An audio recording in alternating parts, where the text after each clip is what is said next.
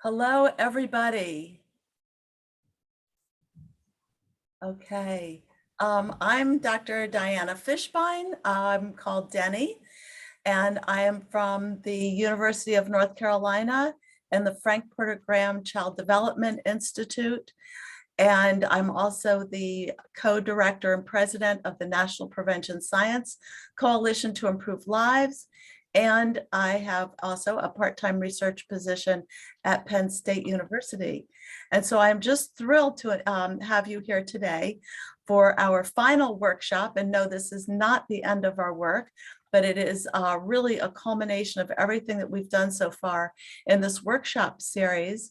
What we're going to do today is talk about advocacy. How do we put into place all that we've learned and all that we've been activated to do during this workshop series to really be able to embed that knowledge in our sectors and our communities and change policy that supports the systems change that results from our work.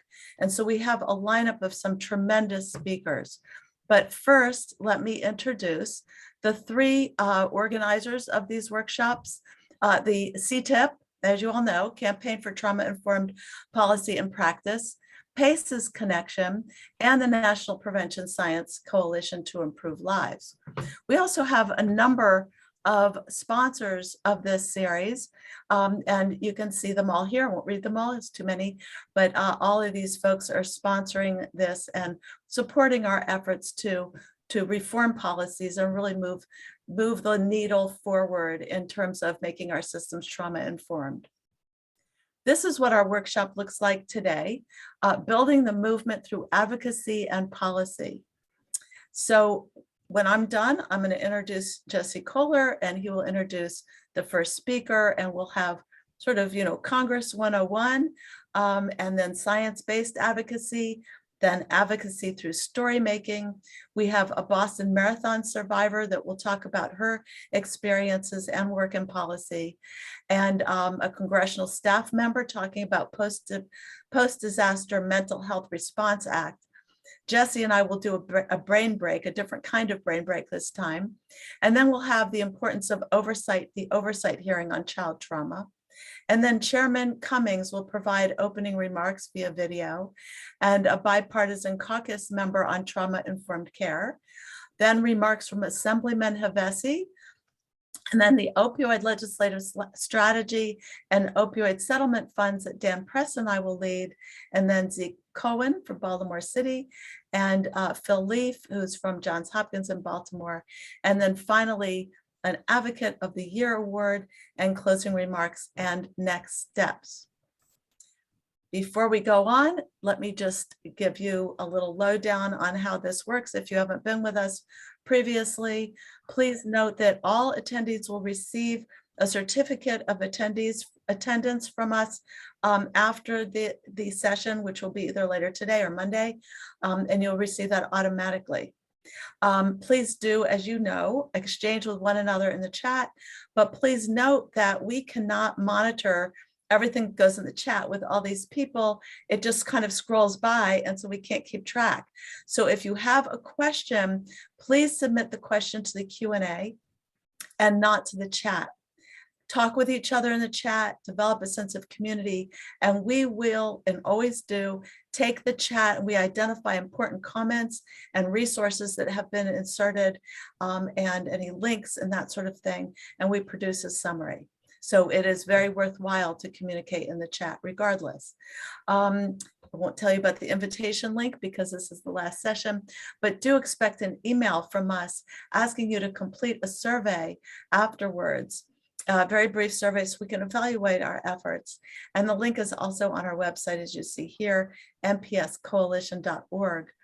After the panel, there'll be a breakout session and the link will be provided and can also be found on our website. And those have been really prone to very rousing conversations, so please do join. And then finally, all the recordings, handouts, PowerPoints, websites, and other resources will appear on our website a few days after each workshop, and also a resource site that Jesse will submit to the chat a few times during the session today so that you can be sure and have that on hand. Okay, so I am now going to turn it over to Jesse Kohler, my partner in crime, and he, as you know, is the executive director of CTIP. So take it away, Jesse. So like Denny said, first of all, thank you, Denny. It's unbelievable over the past 4 months how much I've learned, and I'm sure everybody in the audience can say the same, and so excited to conclude with this session on policy and advocacy. All of the resources that Denny was just talking about can be found on this site. I will share some specific ones as we continue to go on that are sublinked on that website, but you can find all of the resources on that site. And before I introduce our first speaker, I just want to share that as we talk about policy and advocacy, reminder that the Campaign for Trauma-Informed Policy and Practice invites everybody to join the National Trauma Campaign to lend their voice to our advocacy work. We will talk about some other, and have talked about other opportunities to join in CTIP's programming around policy and practice, but want to make sure that that link is in the chat where you can go sign up as an individual. If you represent an organization, sign up as an organization to join the National Trauma Campaign and lend your voice to our growing national movement. Like Denny said, this is just the beginning, this workshop around building a national movement to prevent trauma and foster resilience. We are just starting to build and so excited for what we have in store moving forward. But without any more talking from me, I am very, very happy to introduce CTIP's Director of Government Affairs, Jen Kurt, who joins us from the Hill. They have tremendous experience in Congress and are going to share that with you today. So Jen, I turn it over to you. Thank you so much, Jesse. And it's good to be in front of so many of you today. Let me share a presentation, which will be made available afterwards. And I will just have Jesse give me a thumbs up if you can all see this okay. Awesome, thanks so much. Yeah, as Jesse mentioned, I'm the Director of Government Affairs at CTIP. We do primarily federal advocacy, so I know that you are all gaining your tools to be advocates, and maybe you will do that at the municipal level or the state level. And we invite you to do that on the federal level. And so today, I'll be doing a presentation on Congress on the federal level. And my goal here in 40 minutes is to give you more information than you need. I want to go beyond just your typical, legislative process to talk about a little bit more of what's really going on in terms of how politics play a role, what members of Congress might be motivated by, why it's difficult to pass legislation, especially in the Senate, the congressional staff who you may be meeting with, if you make a meeting request or contact your member of Congress in their office, I'll talk you through some common asks that you can make of your representatives and lawmakers, and then some of CTIP's requests, some of the things that we're fighting for and seeing a lot of progress on. And my goal here is to help you understand a little bit more of what they're talking about in the news, what's going on in Congress, and help you to be a strategic advocate and understand, where you can engage and ways to engage, and sort of peel back that veil a little bit more. So we'll start with just your basic overview of the legislative branch. You have the House of Representatives and you have the Senate. In the House, there are 435 seats, one member per congressional district. Congressional districts are divided based on population. There's an equal number of population across every congressional district. Members of the House have to be reelected every 2 years, which has an impact on their work because they're regularly campaigning.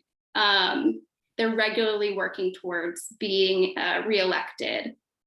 In the House, the leadership who drive the agenda includes the Speaker of the House, who is Congresswoman or Speaker Pelosi currently, who's elected. And then you have the minority and the majority leader. The minority leader is from the minority party, currently Congressman McCarthy, and then majority leader is Congressman Hoyer. Only the House of Representatives can originate spending legislation. In the Senate, you have 2 senators per state, regardless of population. They serve 6 terms overlapping, so that gives them a little bit more space between election cycles, between when they're up for re-election and in heavy campaign season. And they don't have a speaker, so it's the majority and the minority leader. And we'll talk a little bit more later about how that impacts, what happens in terms of voting and process in the Senate. But only the Senate can confirm presidential nominations and approve treaties. And when I say the word members, I'm talking about members of Congress, so that's across both branches. And then if there's a 50-50 tie in the Senate, so there's 50 Democrats, 50 Republicans, the vice president will break the tie, which is why there's currently a Democrat majority in the Senate, because even though there are 50 Democrat senators, 50 Republicans, the vice president is a Democrat. It's very important when we're talking about, any of this, in my opinion, to start with a conversation about politics. There are 2 major parties, Democrats and Republicans. And while there are 2 major parties, each party is not a monolith. So different members of each chamber, even though you're a Democrat, you may feel different on certain policies and positions than other Democrats, and same on the Republican side. And this is not usually because of the personal opinion of the member.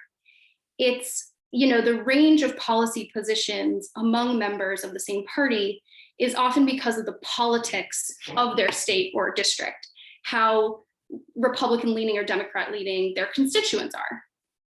There's something called the Cook Partisan Voting Index, or the PVI, which is a measure of how strongly a district or state leans towards the Democrat or Republican Party compared to the nation as a whole. This is based on the previous 2 presidential elections. And you can see that spectrum here, right? So a D+25 district is going to be very unlikely that a Republican will ever hold that seat. And then a D+15 state or 12 state, it's very unlikely that a Democrat will ever hold a Senate seat, or in an R+12 state. So when you're advocating to an elected official, it's not just them that needs to be convinced personally. It's their constituents. It matters the makeup of their constituency. Members closer to the middle of the spectrum here are more vulnerable to losing their election to a member of the opposite party. And therefore, the opposite party's campaign ads matter. They're more likely to break with their party, so vote against something that their party cares about. They're more likely to work across party lines, to be seen as pragmatic. They need to raise more money because oftentimes it's whoever has more money wins the election, for better, for worse. And they often get more support from their party leadership. So the more of their bills will be passed than other members of their party. They'll get leadership positions in the party because each goal is to keep the majority. And so these swing seats really matter.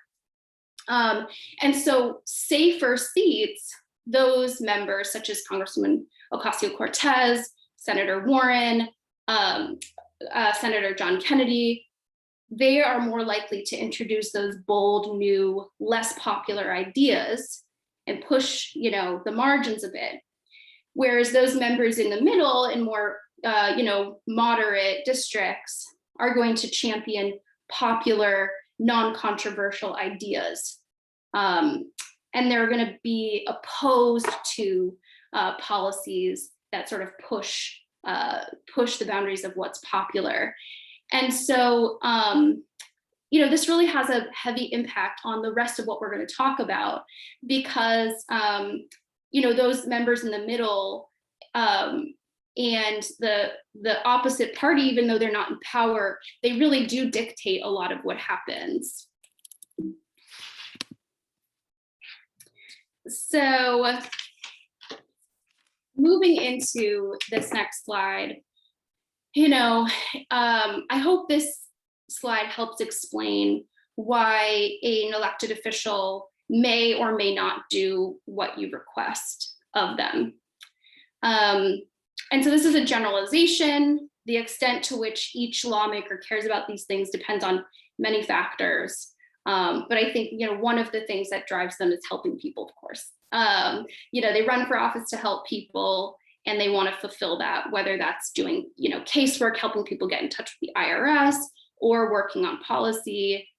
The second is representing their diverse constituency well. And so any particular lawmaker represents, people who may have conflicting views. You may have people who really care about climate change, and other people who are afraid to lose their career in oil and gas industry, right? You have teachers, business owners, union workers, property owners, low-income folks. And so, they're trying to represent all these interests well. Then, of course, there's their passions, advancing their own priorities, whether that's often based on their own life experiences or promises they made when they were campaigning. 4 is helping their party to take or keep the majority. When you have the majority of seats in a chamber, that gives you a lot of power. You get to chair the committees, you get to sort of drive the agenda. And number 5, possibly taking on a leadership role in the party. Maybe they want to be a committee chair. So they're interested in improving themselves. They'll make strategic partnerships with other lawmakers and national organizations. And they want to remain on good terms with powerful people in their party if they're looking to rise up in the ranks. Maybe they want to become a leader on a certain new policy area. They want to create a lane for themselves, something that there's a legacy creation and a pride there. And then, of course, most elected officials want to win re-election. And so things that will really matter to them are, positive news coverage, positive interactions with voters, raising money, avoiding negative campaigns. So they may be constantly adjusting course based on polls. They're sensitive to criticism, and they like to do high impact events with swing voters, or as many voters as possible. They really want to get in front of their constituents. I want to move a little bit now into sort of that legislative process. So let's get down to business, what do they actually work on? And one of those things is, of course, the main thing is legislation. Congress has the ability to enact and change laws. Every Congress, which refers to a 2-year period, we're currently in the 117th Congress. Every Congress, more than 10,000 bills are introduced, 10,000. And only about 1 to 3% of those become law. And so not all bills are introduced and are created equal. And they may have different intentions or strategies. And so here are some of the different categories that I created of different types of legislation. The must pass category. So these are bills that you can usually assume will become law because of the consequences should that fail to happen. So there's an annual budget. We'll talk a little bit about that later, but it funds, the federal government, all of the programs within it, state and local government funding streams. It's very important. You can usually assume that will pass once a fiscal year. Then you have the NDAA, which is the annual budget of the Department of Defense. And then certain bills that require reauthorization regularly are in high demand. But even some in this category are struggling to be passed all of a sudden due to some, political tension. Then you have emergency supplementals. So if a major disaster like a hurricane happens, or responding to COVID, or what's happening in Ukraine, Congress may have to pass, spending bills, emergency supplementals to provide some aid. There are then priority packages. So these are packages that might be important to the party that's in charge. So you may have heard about the Build Back Better Act and the bipartisan infrastructure law. So these are packages that the administration, so the president and Congress will put a lot of weight into trying to get these things done. Then there are messaging or marker bills. And so these are bills that members, is a large chunk of that 10,000, right, are bills that lawmakers introduce without the intention that those bills are going to become law. And so why would you do that? Why would you introduce a bill if you don't have an intention that this will, we're going to try and sign this into law? Well, a few different reasons. One, it could be for political sake, to show that you're, active on the issue and that you care about it. Or, it could be to track popularity, right? So say you introduce, for example, the Green New Deal in the 116th Congress, maybe you had 50 co-sponsors.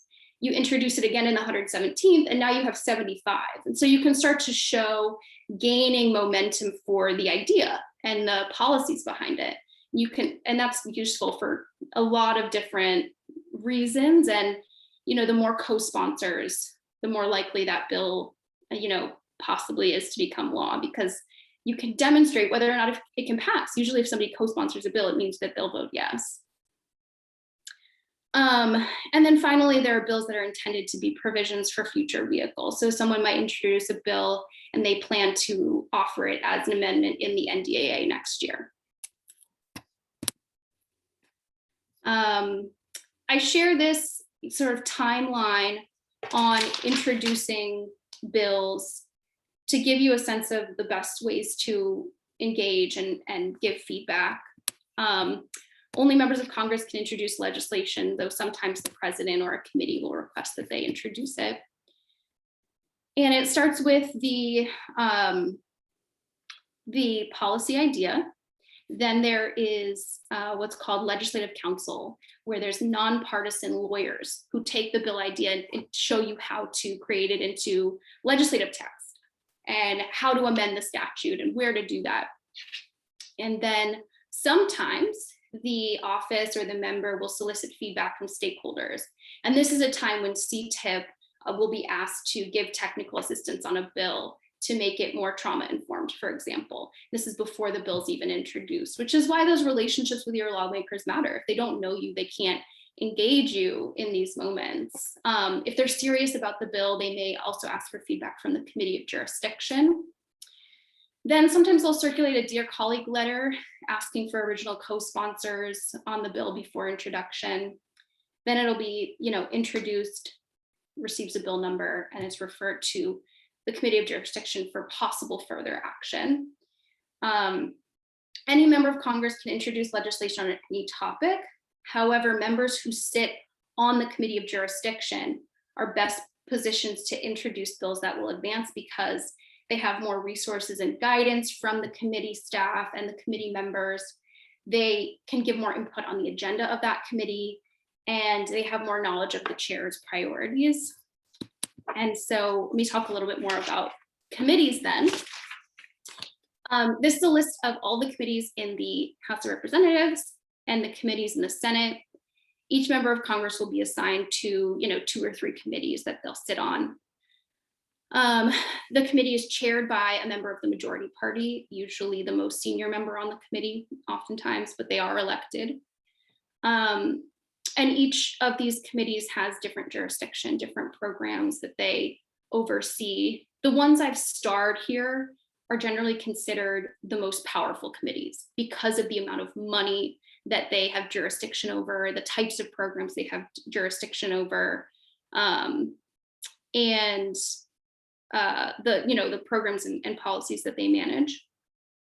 So when a bill is referred to a committee, it can, maybe it'll get a hearing, which is when experts are invited out to give their opinion on a topic. Experts in favor and opposed to the proposal can weigh in. And then if you're lucky, the bill will get a markup. So in order for the bill to advance to the House floor or the Senate floor, typically it has to be passed out of the committee of jurisdiction. So markups are when other members on the committee can offer amendments and then they take a vote on it. This is often when a lot of lobbyists get involved because it's sort of one of the last opportunities to change the bill before it advances and gets a floor vote. Here's a quick review of the legislative process. You can sort of find this online a little bit. I mean, the simplest way to get a bill passed is one chamber, the bill gets introduced, it passes committee markup, it gets a floor vote, and then the next chamber passes the exact same bill, and then the president signs it. This process usually happens with the least controversial bills that have, a lot of support, bipartisan support, because they can pass the House of Representatives with 2/3 majority and pass the Senate unanimously. Oftentimes with more controversial legislation, there'll be a longer process where a conference is required. So the annual appropriations bill, for example, one chamber will introduce it, they'll mark it up, they'll vote on it. Another chamber will introduce their own version of the bill, which is different. And then they'll go through the process. And then sometimes there's a formal conference process where members of each party and each chamber are appointed to a conference committee that's temporary. They try and come to a common ground if possible. If they are able to find a compromise, that's the version that will then be passed out of both chambers. How am I doing on time? Not too bad. So let's talk a little bit about how what happens if a bill does get, how does a bill get a vote in each chamber? And there are different rules for the House and for the Senate. The short version here is it's much more difficult to pass legislation in the Senate than in the House because of something called the filibuster, which you may have heard about. So I'm happy to go into a little bit of detail about it. But in the House, the Speaker of the House and the Majority Leader, so the party with the most members in the House, decide the floor calendar. So they decide, which bills get a vote on the floor. There's a few options. One, you can pass it under suspension of the rules, which means you need 2/3 majority to pass it. You can pass like 30 of these a week. These move through pretty fast if they have the support that they need. You can pass a bill with unanimous consent, or you can pass a bill under a special rule which just needs a simple majority. And then, there's often debate, amendments, things like that. They'll pass about 1 to 3 of these per session week. Session just means like there are certain weeks where the members of Congress are in DC voting, and there are certain weeks when the members are in recess back in their districts, work, face to face with constituents. In the Senate, it's much more difficult to bring a bill to the floor because it requires the Senate to agree to do that. And so you either need unanimous support, so all senators agree that this bill should get a vote, or you need a simple majority. So the filibuster is essentially where 60% or 60 senators need to agree that the bill should get a vote, right? And so the Senate rules have no limit on debate time. And to end debate time and actually vote on something, a member has to file cloture, and then they need 60 votes to get that to the final vote. And so, it's rare that one party has more, 60 senators. And so that means that in order for a bill to get a vote in the Senate, it either has to have unanimous support or 60 senators, meaning it has to be bipartisan. So partisan bills rarely make it through the Senate. The process of passing a bill in the Senate can require a week. It takes significantly longer. The only exception to this is the budget reconciliation process. The process is pretty technical, but you may have heard about this process with Build Back Better. It's the only legislative vehicle that can bypass a filibuster. So you only need a simple majority to pass it. But with Build Back Better, they couldn't get that. So they would need all Democrats to support it, for example, and they couldn't get there. And so that's the sticking point with Build Back Better so far. Take a quick sip of water.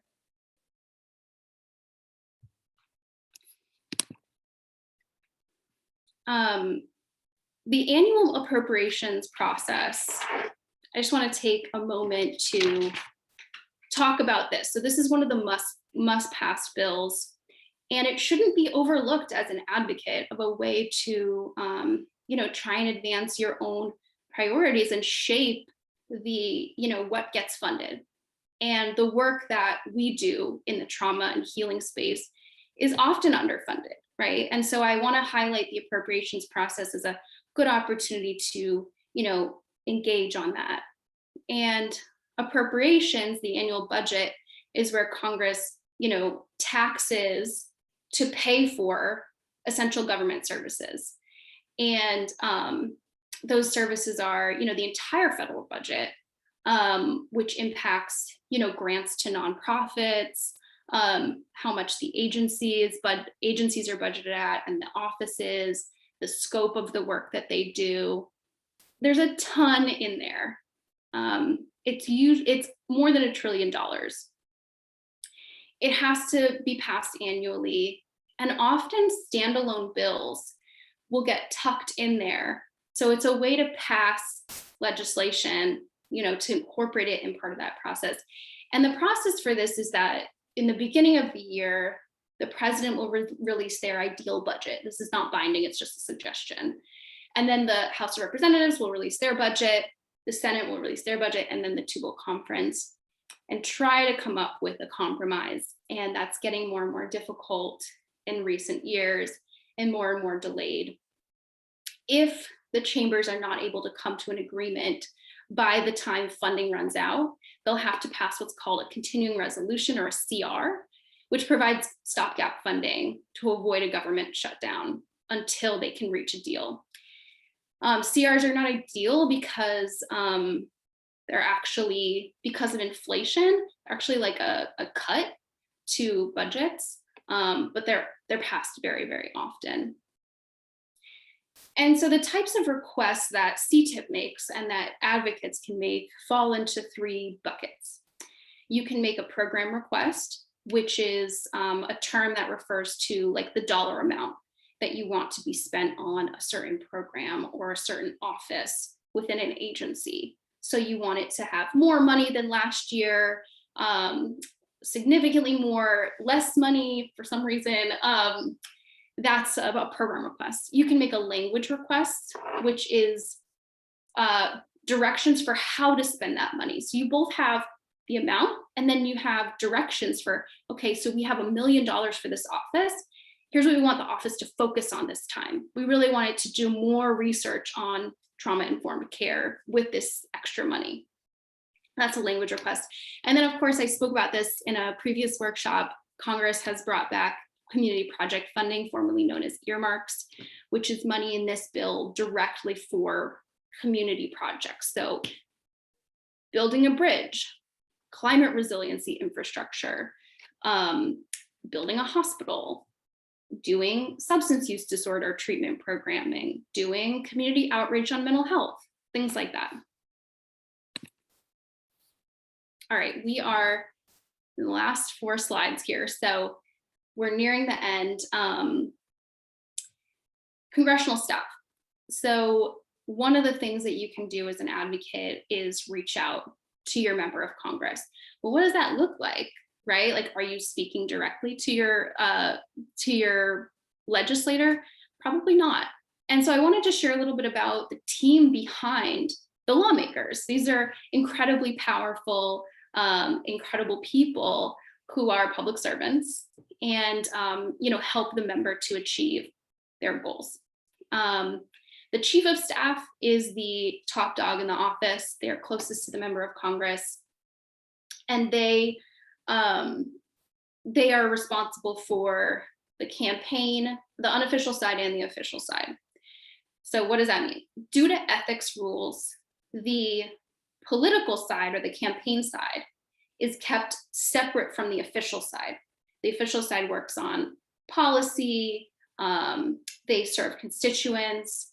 The political side is just re-election, right? So often they don't even know what each other are working on, which is in an effort through ethics to like keep money out of policy, essentially. So when you request a meeting, if it's related to casework or an event in the district, you'll probably talk to the district director, which lives in your town, and the offices are in the town. Or if it's policy related, you'll talk to the legislative team, which is made up of the legislative director, legislative assistants, legislative correspondents. Each member of the team covers different policy areas. In the Senate, you have larger budgets and you have larger staff.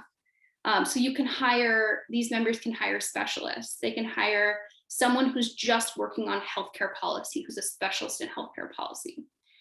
In the House, the staff is much smaller. And so each member of the legislative team has to cover many issues. And it's helpful to keep in mind that many of these staffers are not an expert in all of the issues they cover, right? So they may cover healthcare and the criminal legal system and agriculture policy and military policy. And so they're really stretched between all of these and trying to learn as much as they can about all of them. But when you're taking these meetings, I think that's just helpful to know the people that you're meeting with. These are people with their own capacity. And so you want to be patient and be thorough. And then, of course, the legislative team in a personal office communicates with the committee staff. So each committee has their own staff. The staff of these committees serve the committee chair, as well as all of the members on the committee. And then I want to talk about the legislative correspondence just for a moment, because legislative correspondents are very important. They manage the mail program. So they manage communication with their constituents, so that's you. So when you write or call into the office, they will look you up. They have a database. They can look you up by your email or your address or your phone number if you are a constituent. They'll record your comments, and then they will be responsible for making sure you get a reply from your member of Congress. They will also communicate what you share upwards. So if there's a vote coming up and they may say to their legislative director, 75% of people who wrote in want you to vote no. That's important information. And so they're responsible for communicating that. If you share an idea, they will then, share that with whoever on the legislative team handles that issue or might be interested in that. If you call in and ask for a callback, so you're like, I'm really interested in hearing your position on this trauma-related bill, can you call me back? The person in the office who handles that issue, so not necessarily the legislative correspondent, but the legislative staffer may give you a call back and talk you through that. That's something that you can ask for. Okay, so Congress has the power to make and change laws. But the president has veto power. So there's a real incentive for Congress and the president, the executive branch, the legislative branch, to work together. Veto power can only be overridden with 2/3 vote in both chambers. And so even if both chambers of Congress pass a bill, the president can, can veto it. So the president and Congress sort of like work together in a bit of a flow. If things are functional, like there's a bit of collaboration there, but sometimes it can be kind of hostile, as you've seen on the news, depending on, what's going on and where the parties are and things like that. But the president communicates with Congress through occasional meetings with members of Congress, usually leadership or those vulnerable members that we talked about earlier, or chairs of committees. The president, shares that annual budget proposal. This is what I think Congress should spend our money on. The president will give a State of the Union address and can share, general policy agendas. And then Congress communicates with the president through, congressional letters to the president. Hey, you should direct your agencies to do this that I really care about. Members of Congress can sometimes be activists and do advocacy work themselves, try and pressure, the president to use executive orders powers to accomplish something that, the president can use that to accomplish. And occasionally they'll get meetings with the president. A note about executive orders. So the president can use executive orders to accomplish some goals, but they're meant to be for clarifying and furthering existing law. And so they can be challenged and deemed unlawful by federal courts if it's found that the president sort of was trying to expand statute or create new laws through executive orders. Okay, last slide here. So as you're thinking about advocacy, reaching out to your elected officials, I wanted to give you a bit of a menu of things that you can advocate for. What are some common requests that policymakers get? And so you can, if you're monitoring what legislation is coming up for a vote, either in a committee or on the House floor, you can ask them to vote yes or no on the legislation or on any of the amendments. You can ask them to give a speech, to attend an event that you're hosting. Again, they're more likely to attend events with constituents and many constituents. You can ask them for a meeting. You may end up meeting with their legislative staff, but the legislative staff are excellent as well. Good use of time too. You can ask them to co-sponsor a bill that's already been introduced to help that bill, gain steam and momentum and popularity. You can ask them to join a caucus. A caucus is not a committee. A caucus is kind of like a working group that are trying to explore and further expertise on a new, area. You can ask them to introduce a bill or find a legislative fix to a problem, support a request in the appropriations bill, or, to speak out in support of or against an issue. So, X university, we're striking, can you support our strike for, our rights, at the university, right? And so given all that I sort of covered in this presentation around wanting to make requests that are attractive politically, that build coalition, that are, maybe some that shape the narrative and are, furthering a message, and others that are, have bipartisan support and might pass. At CTIP, we really try and create balanced requests that fulfill a spectrum of goals around raising the profile for the issues that our advocate network really care about, while also, wanting immediate progress on some other things. So some of the things that we make requests for when we talk to members of Congress is to co-sponsor a bill called the Post-Disaster Mental Health Response Act.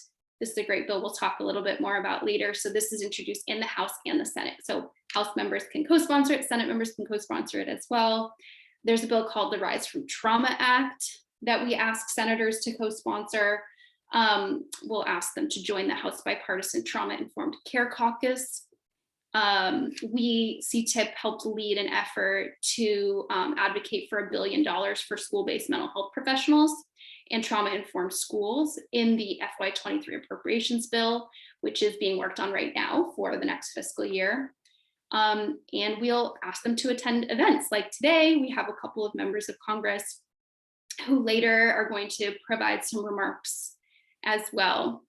So hopefully this is more information than you needed. We want to equip you with all the tools, tips, tricks, insider knowledge that we can to sort of demystify what's happening in Washington, D.C. on an ongoing basis. I wanted to remind or let you know, or remind people who already know, that I hold office hours every Monday from 12 to 2 p.m. Eastern.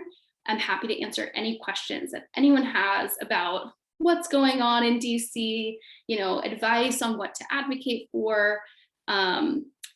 Anything is on the table really when it comes to policy and federal advocacy. And so, I'll put my email in the chat and welcome anyone to come out and chat with me a little bit more on this. But that concludes my presentation on Congress. And let me stop sharing my screen. Next, we are going to hear from Dr. John Roman. So let me pass the mic here. Dr. Roman is from Newark University of Chicago. He is the co-director of the National Prevention Science Coalition to Improve Lives. And he is going to transition us into a presentation about science-based advocacy. So Dr. Roman, I turn it over to you. Thank you, Jen. That's going to be a hard act to follow. So let me just share my screen here and get started. Boy, this thing's not here.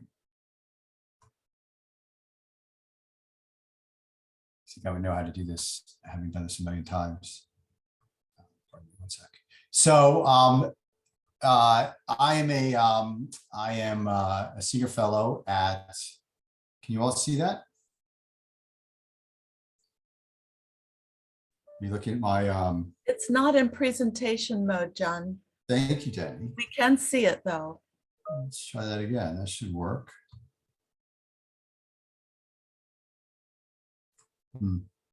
Any quick thoughts? Anybody really good at this? It looks like it's buffering, like it's just taking a little bit to load. There you go. All Yeah, right. we're good now, And then John. you can see the second slide. I think you're getting closer. Still the same. It's just a delay. I think it's just a delay. Are you seeing the presenter notes? You've seen the whole thing. We just, it's not in presentation mode, but we do not see the next slide.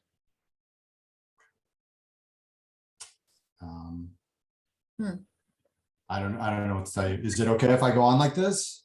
It is, are you able to enlarge it, or you could try clicking on from beginning again? Let me come out of this. Sorry, folks. Now, John, before you don't end yet, did you if you end? go to display settings right there, oops, where you were, if you go to display settings and say switch screen, Okay. that should do it. How are we doing now? Oh, there it is. Excellent.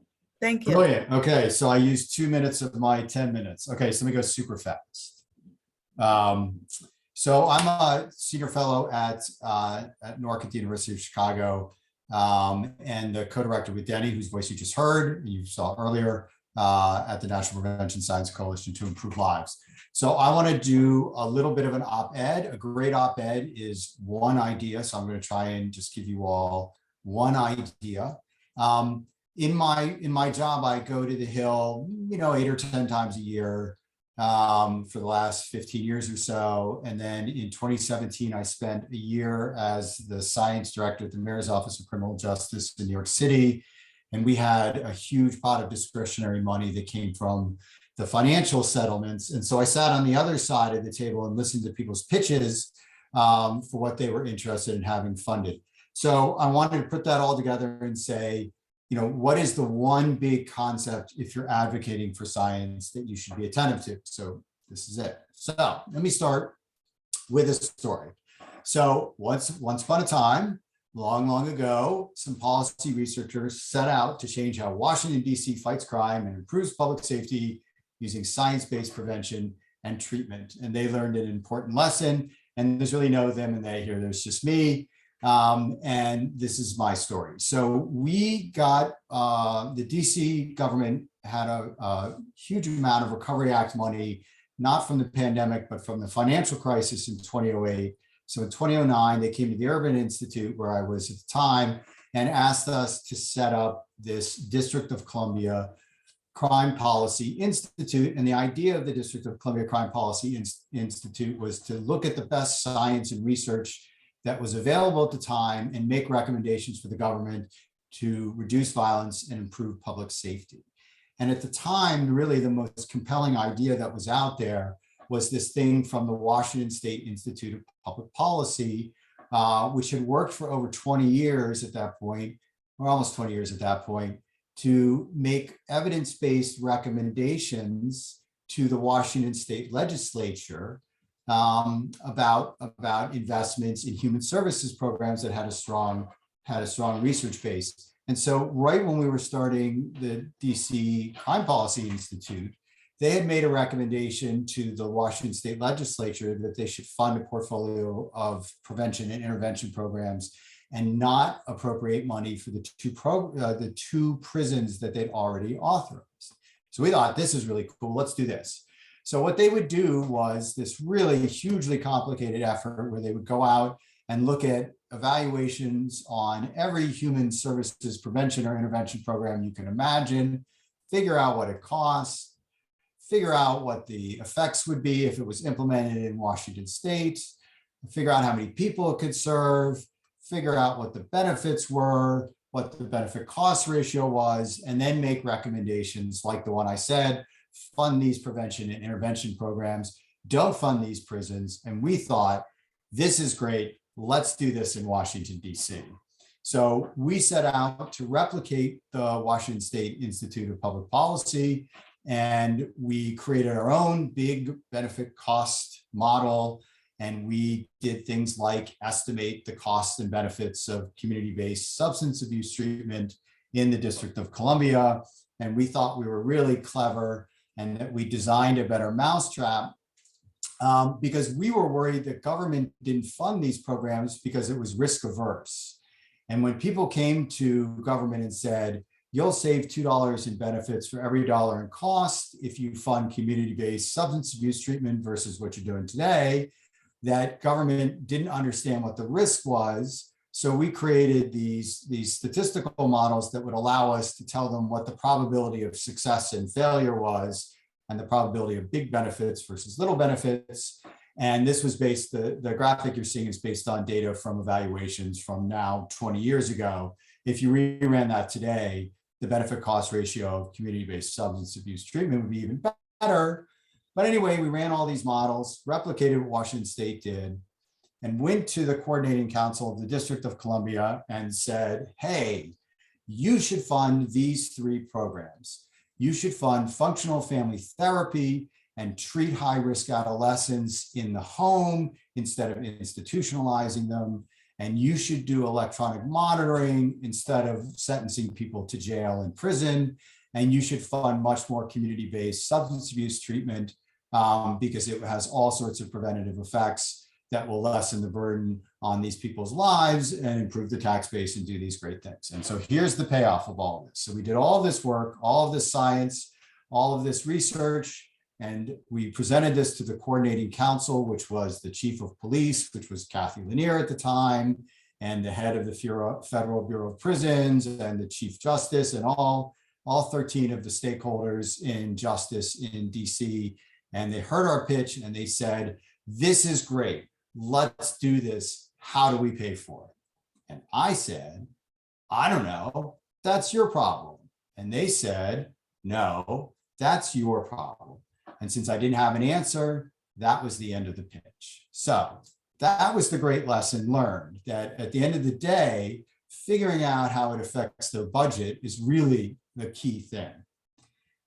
So how do you get their attention to be able to get into this debate? So the approach that I like is the story, study, lesson approach. And once you've heard this and you think about like the Malcolm Gladwell books or the Freakonomic books, you'll see that in effect, this is the method that they all use in telling their stories in the popular press. And it's pretty straightforward.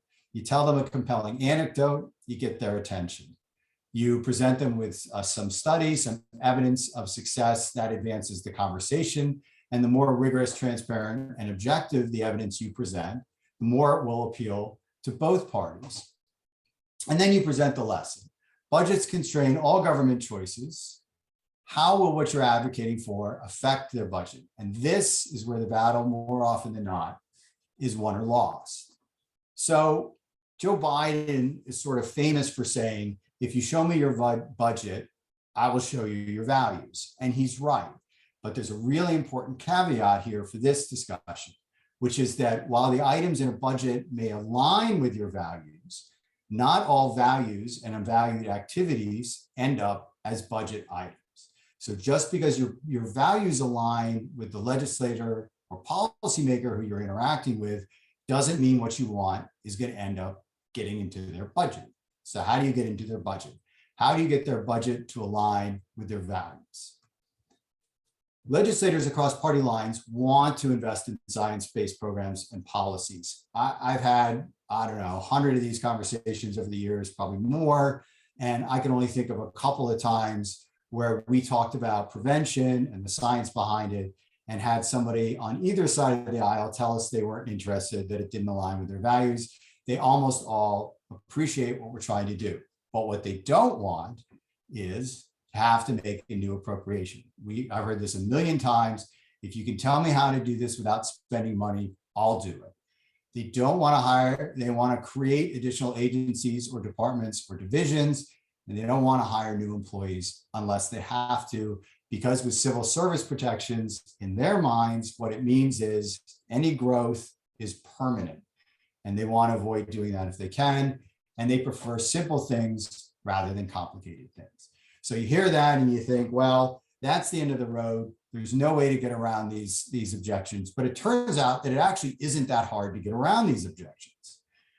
So it's all about understanding the rules. And by rules, I mean the rules by which programs operate.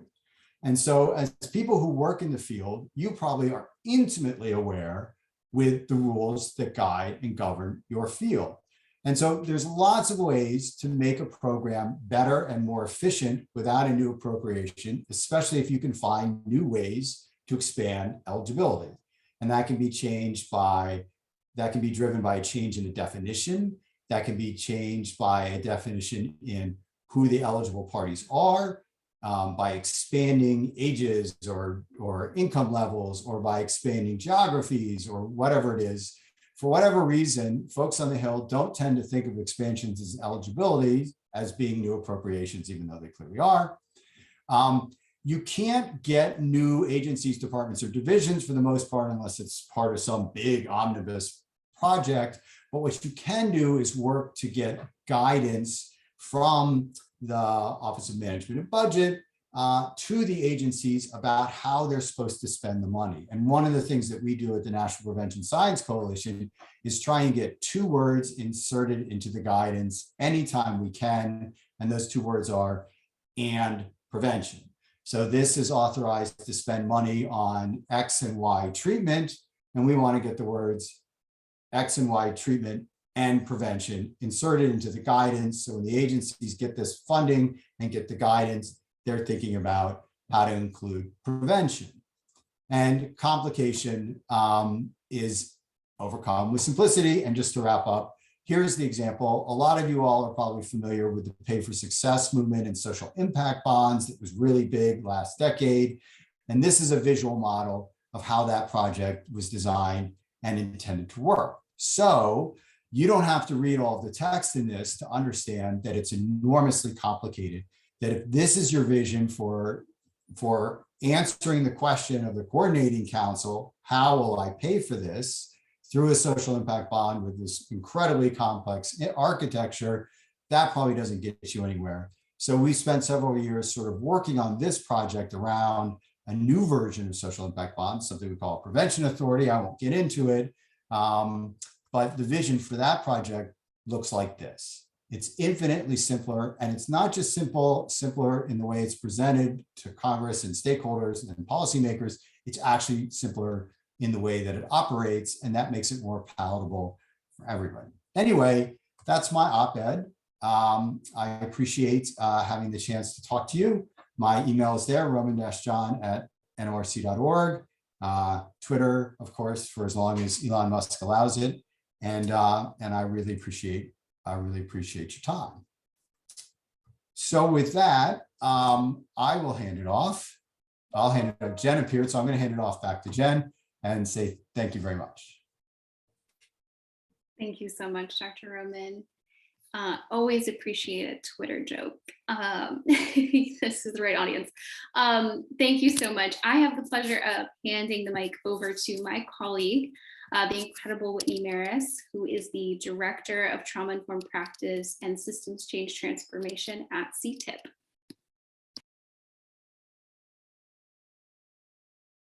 Thank you so much, Jen. Everybody should be seeing my slides. Hello, everyone. It is such a pleasure and a humbling experience to be in community with you today, to spend a bit of time building on the amazing knowledge presented thus far by talking about using storytelling to promote social change in your advocacy efforts, and how apt that Dr. Roman began with a story and really uplifted a fabulous framework to think about. I am hopeful that the next half hour or so is helpful in integrating all of the information you've heard thus far, because at CTIP, we have really seen increased change in policy and practice related to advancing a comprehensive approach to addressing and preventing trauma. And we attribute a good deal of this to the power of advocates sharing their values-based stories that disrupt the dominant discourse and activate policymakers around a shared vision of a preferred future. And so it's my best hope that each of you will emerge with some considerations for what you might do to build upon and possibly become even more effective in what you're already doing to advance this important work. And I am going to drop a link to my slides in the chat, just in case you would like to save them yourself or follow along. So let's get started. And to begin, I am just going to invite you to just take one moment to pause and consider, what do you first think of when you hear the terms story and storytelling? And for some, it might be parables about life and its lessons passed on orally through the generations. For others, it may be more fantastical thoughts, maybe involving, epic voyages or dragons or unicorns. And others yet may think about the true stories that make up fact records from past historical eras that we use to learn as we continue to evolve as people.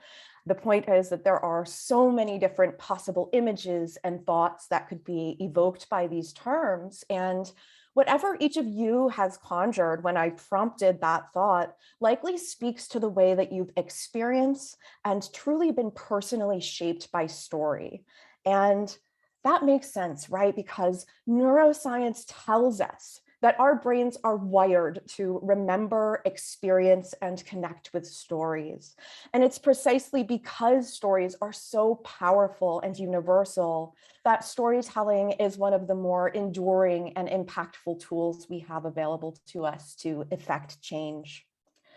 So it's through story that we explore ourselves and develop our own beliefs, values, and identities, which allows us to then make principled choices as individuals, as communities, as nations, and as a larger world based upon those values, identities, and beliefs. And we are all storytellers each day with our loved ones, our colleagues, and others that we encounter. So it's really a natural fit to bring that frame to our advocacy efforts too. So let's talk a little bit about some of the reasons that stories are particularly potent in the context of advancing policy change when you meet with your legislators. One of the key points is that stories can vividly explain the work, or why the work you're doing matters, rather, why your legislators ought to care, and why the solution that those of us who are working to advance trauma-informed, resilience building, and healing-centered change really have the most compelling solution to address the societal issues that there are many other possible paths that could be taken to address. Stories also illuminate our shared values and help us join and take action to enliven and achieve our best hopes together, right? So those commonalities that are found in our stories can point at once to collective struggles, as well as to collective paths to healing, liberation, and growth that align with our advocacy agenda, which makes for a pretty convincing argument in our experience. And that aspect really helps to cut through the noise of the many, many, many competing demands in the policy space that Jen so eloquently spoke to earlier by helping folks see things through a new lens. And importantly, stories also help us to engage both the head and the heart. You know, if we were prompted to explain the reason why each of us arrives to this advocacy work, I would wager a guess, I'm not necessarily a betting person, but I would guess that most of us wouldn't rattle off a list of facts or statistics as the primary draw, right? That may be a part of our story, sure, and we're also here because of our lived experiences and our desire to make change in alignment with our values, like the capacity for healing, fairness, resilience, equity, preventing harm, and other core beliefs that really drive us in this work. And at the end of the day, for better or for worse, emotions generally influence behavior more than pure logic alone does. So authentically invoking empathy and hope in our stories can truly enhance our power as advocates to open hearts, minds, and, when needed, wallets to advance our priorities and vision. And so going a little deeper into what we know works in an advocacy context to make our stories particularly impactful, it's important that the stories we choose to tell are both engaging and connective so they gain and retain the attention and interest of our target audience. Also crucial is that our stories are factual, authentic, and honest, and that they're our stories to tell rather than exploiting someone else's story. Additionally, considering the standards of professional communication is certainly important when interfacing with policymakers, but that doesn't necessarily mean that we have to be super academic to be taken seriously, right? So in fact, it's particularly important to translate evidence such that it is really accessible and understandable, because most policymakers and stakeholders that you are in front of are not experts on your issue.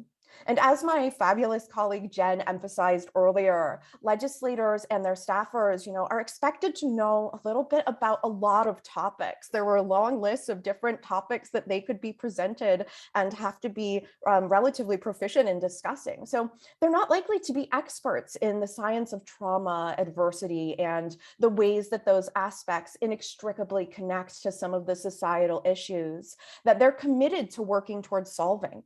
So it's important to be really intentional about keeping explanations and language clear and simple and heartfelt and as jargon-free as possible. This space has a whole lot of acronyms, a lot of jargon, because we want to make it easier for legislators and their staff to really connect with and relate to the happenings of your story. You may be familiar with Ira Glass. He's a prolific radio broadcast personality, in case you're not. And he has famously said that everything is more compelling when you talk like a human being, when you talk like yourself. And that's solid advice to consider when advocating to your representatives. On a similar note, keeping things succinct yet impactful is another consideration to keep in mind. The legislators and staffers that you'll be speaking with are busy, busy, busy, and they may be mired by any number of other internal or external competing demands for their attention.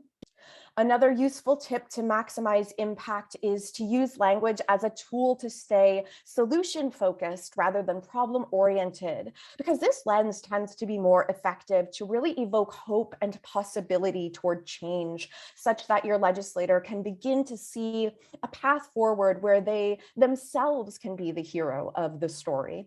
And finally, since the purpose of storytelling and advocacy work is to generate momentum toward change, presenting a call to action that your advocacy targets are engaged by, so that they know what's expected of them rather, and how they fit into your solution that you're proposing is essential. And I think Jen did a really superb job earlier of demonstrating some of the possible asks that you could make and how that might look different depending on your role, your goal, and your legislator's positionality. So these are some more just generalized considerations about how to maximize the impact of your story. And we are going to discuss a framework that's really fabulous that integrates all of these considerations in a bit.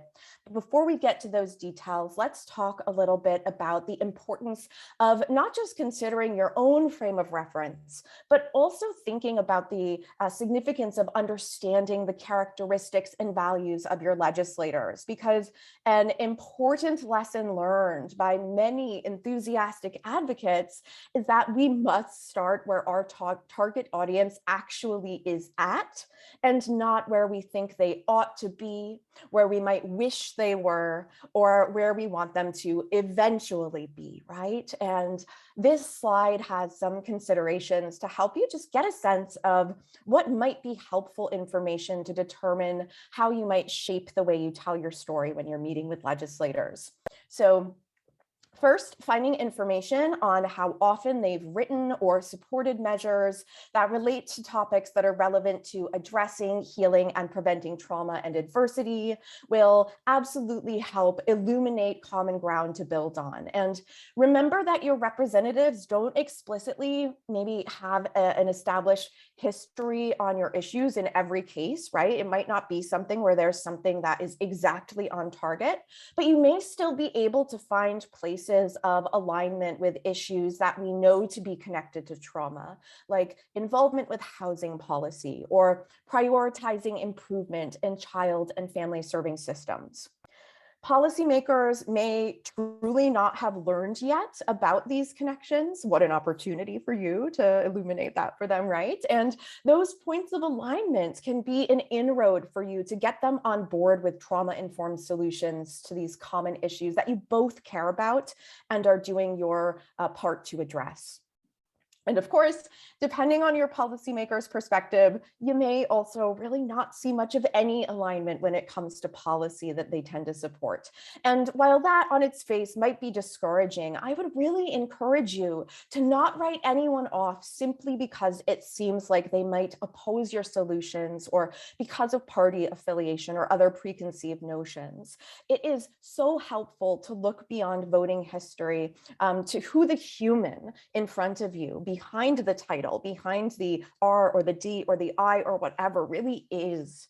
So that calls on each of us to look to their professional history and volunteer history, and even public-facing personal history, as these aspects can really reveal shared core beliefs and values that you might not even know are there on the surface based on their legislative history or what you know based on how your legislator is portrayed in the news or elsewhere. And what you can glean about what experiences may have shaped their journey to being in the change-making role that they're in may give you a sense of what motivates them and what they already value. And connecting with their strongly held core values may get you in the door to be more influential when it comes to some of those more malleable beliefs. And there's evidence out there that suggests that stories in particular can make us less defensive and more open to new ways of thinking. Empathy can beget empathy, right? Even among those who may seem like unlikely allies, when we make the right connections to our stories. And before moving on, since we're talking about really thinking about remembering the very multidimensional human in front of you when you're meeting with your representatives and their staff, which can admittedly be tough given the polarized and sometimes acrimonious nature of politics that we very much see uplifted in the public media and maybe even experience ourselves at times. I do want to offer a consideration that legislators and their staff may themselves have lived experience with trauma. So in alignment with the principles of trauma-informed advocacy, considering that there are power dynamics at play here, in that legislators and their staffers really have no choice but to listen to everything that constituents have to say, makes it really important to model the model of being trauma-informed, which means considering letting your audience know that there might be sensitive content in your story that may, that's what we can do to be intentional about reducing re-traumatization to the extent that we can, which is not only a more humane and compassionate approach, but it's also something that helps the person in front of you take care of themselves in whatever way works best for them to give themselves whatever they need, so that in anticipation of hearing anything tough, that is, so they will be able to be regulated themselves, and they will be able to remain grounded and present to listen to and engage with and be moved by the story you tell. So at the end of the day, growing this movement is about more than just enumerating the admittedly striking facts, right? And advocating in this space calls upon each of us to consider how we can tell our stories to grow momentum and action toward meaningful, sustainable transformation in our systems and institutions. So let's talk a little bit about this useful framework to engage and inspire others to act. And in short, this story of self, us, and now framework that we are about to go through can help you convey what has called you to this change work, the values that unite us all in this space today in action, and the urgent challenges to those values that we must overcome together. And I want to uplift up front that the framework for storytelling for advocacy that we're looking at today is from the work of Marshall Gans from the Harvard Kennedy School of Government. He played an instrumental role in shaping Barack Obama's successful grassroots organizing model, which is really rooted in this public narrative framework, which I first was fortunate enough to learn about at political social work boot camp and media training that I received through the Congressional Research Institute for Social Work and Policy.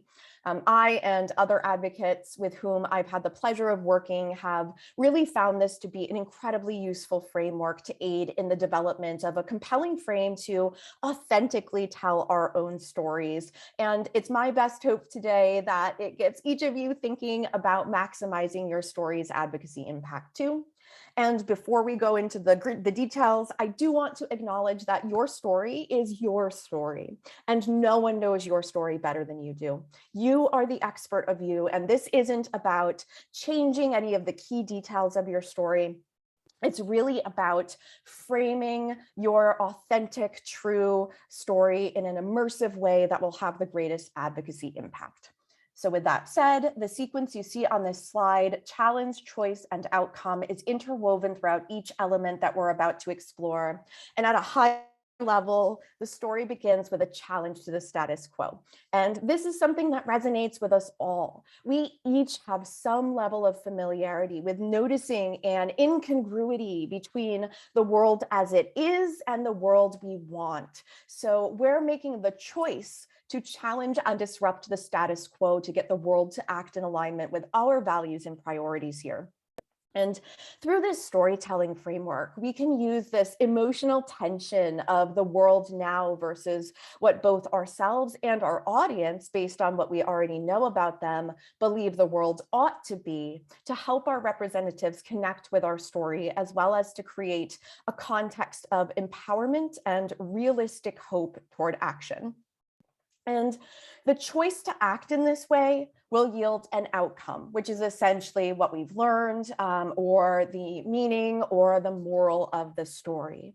So the way we tell our story can encourage audience members to consider their own core values and how each of us, when confronted with any sort of challenge, has the power to actively choose hope over fear, to choose solidarity over isolation and alienation, and to choose self-efficacy over self-doubt. And framing the story in this way can generate an emotional resonance that can bring legislators to really identify with the protagonist in the story that we tell. So, as the research supports, by hearing about someone else's courageous choice to make change in the face of a challenge, our audience is more likely to feel inspired and empowered to act themselves. So let's take a look at each of the three components of Gans's framework. And starting with the story of self at a high level, the story of self involves you describing the experiences, challenges, and choices that inspired you to act. And know that as a constituent, as Jen mentioned, you have tremendous power and your experience really matters here. And so it's important to illuminate the choice points during those moments in our lives where, in the face of uncertainty and challenge, we make that intentional choice to act in alignment with our values, even when it's really tough to do that. So it helps to be thinking about answering questions like, when did you first feel like you had to do something here? How did you get the courage and the hope to act? What are your lessons learned? So in sum, this part of the story helps us to use the universality of the experience of arriving at those kinds of choice points to really demonstrate that each of us can have a role to play in meeting challenging moments with action rather than turning away or being inhibited by the barriers before us. The story of us captures the shared values, experiences, and capacities of folks joining together to work toward change, like we are all doing here today, including uplifting both the challenges that the fellow constituents like you, as well as the larger community, have experienced. And along with those moments of success and resilience that have already been achieved in the movement, I want to uplift that piece too. All of these aspects can help open our policymakers' eyes to the real tangible progress that's already underway, and can also illuminate a sense of hope and possibility that really underpins our vision of a preferred future. So this is another place where that information gathering we talked about on the Know Your Audience slide will be particularly valuable, as you can really shine a spotlight on the common ground that you have, and you can create a sense of unity around the desire to build on this amazing work already being done to shape the world to be more trauma-informed, to be healthier, and to be more resilient. And the story of now outlines the current challenges that lie before us in a way that really presents a vision for change and conveys that a specific potential positive outcome is absolutely within reach if and only if your audience, so your legislators, join the effort to transform the world. And a part of this is highlighting the urgency of the situation, which means demonstrating how the world out there is not as it should be based on our deeply held shared values. So summoning your audience to make the deliberate choice themselves to take concrete next steps to bring about change comes with you framing the stories of self and us in an effective way that engages your legislators, and also to make your ask based on the urgency of now. So in sum, this framework taken together is basically, here's the challenge, here's how I'm involved, here's how it's relevant to you and how our fellow community members, i.e. your constituents, are impacted. And here's a solution for action grounded in a realistic sense of hope to make a meaningful impact with your help. So by weaving together the stories of self, us, and now, you can construct compelling, authentic, and inspiring narratives in which your legislators can begin to really see themselves as the hero characters of the story, which, as we've been talking about today, can move them to act and grow the power and momentum behind the larger movement that those of us on this call today are all joining together to advance. I also want to uplift that in our experience, continually revisiting how you frame this story based on your target audience, as well as the larger conversation happening in the world, can be really important to consider. So in the context of the here and now, new needs are emerging every single moment, and existing needs are compounding on each other, and new understandings about what helps and what hurts are being developed, and policy priorities are shifting, and research is advancing, and, right?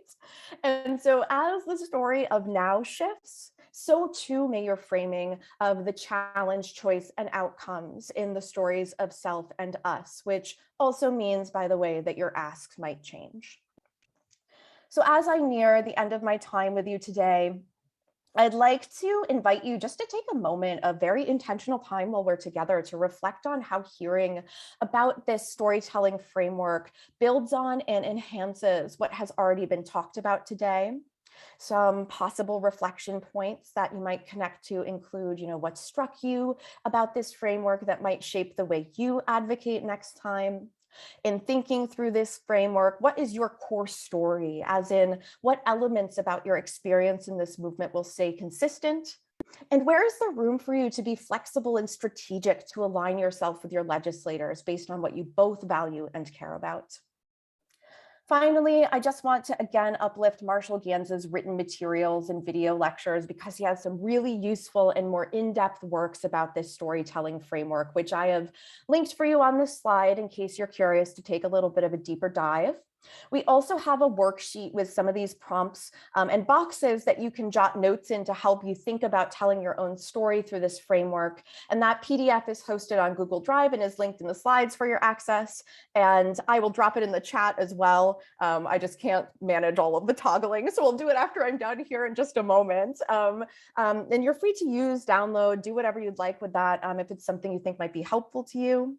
And finally, I just want to uplift that CTIP is presently in the process of making a robust series of learning modules related to trauma-informed advocacy. And these modules will cover everything from the basics of the policy cycle to more in-depth and advanced advocacy information, like integrating SAMHSA's 6 guiding values of a trauma-informed approach into advancing our shared vision for the future. And we'll be launching that on our site in the very, very, very near future. So please do watch that space as well as your email for updates if you're signed up so you can be informed when the series is launched. And as I pass the mic back to Jen to facilitate a conversation with the amazing guests that we're all fortunate enough to be in community with today, it is my best hope that whether you're planning to tell your story in an advocacy context for the first time or the 50th time, you've emerged from this workshop today with a next small step in mind related to how you can be a driving force in creating transformative change through telling your story, or even by coaching others in doing so if your role lends itself to that. Because we at CTIP, as I mentioned, really believe that it's important to uplift voices and stories of lived experience. And so many of you are already doing fabulous work. Compelling narratives like yours need to be heard to continue to advance this progress. And as constituent advocates, there's no doubt that each of you holds tremendous power with your elected representatives, and that finding your words and telling your story is what will move both the needles of public opinion and public policy toward a more compassionate, equitable, trauma-informed, and healing-centered future. And I so appreciate sharing this space with you today. Thank you so very much. I am grateful for your presence, your persistence, and your perspectives as we continue to do the work together toward transformative change. And passing the mic back to Jen, our lovely Director of Government Affairs, from whom we heard earlier, to continue the conversation. Thank you so much, folks. Thank you so much, Whitney. Really excited for the world to see those advocacy modules that you've put together and put those to good use. Next, I am going to invite one of our special guests, Manya Chylinski. Manya is a communications specialist, survivor, and entrepreneur who uses her experience as a survivor of the Boston Marathon bombing to help others understand the importance of trauma-sensitive leadership and recognizing the psychological impacts of violence. She's also on the board of NAMI Massachusetts and is a commissioner with the Massachusetts Regional Commission on Women. Manya is also a constituent of the member of Congress who I worked for most recently.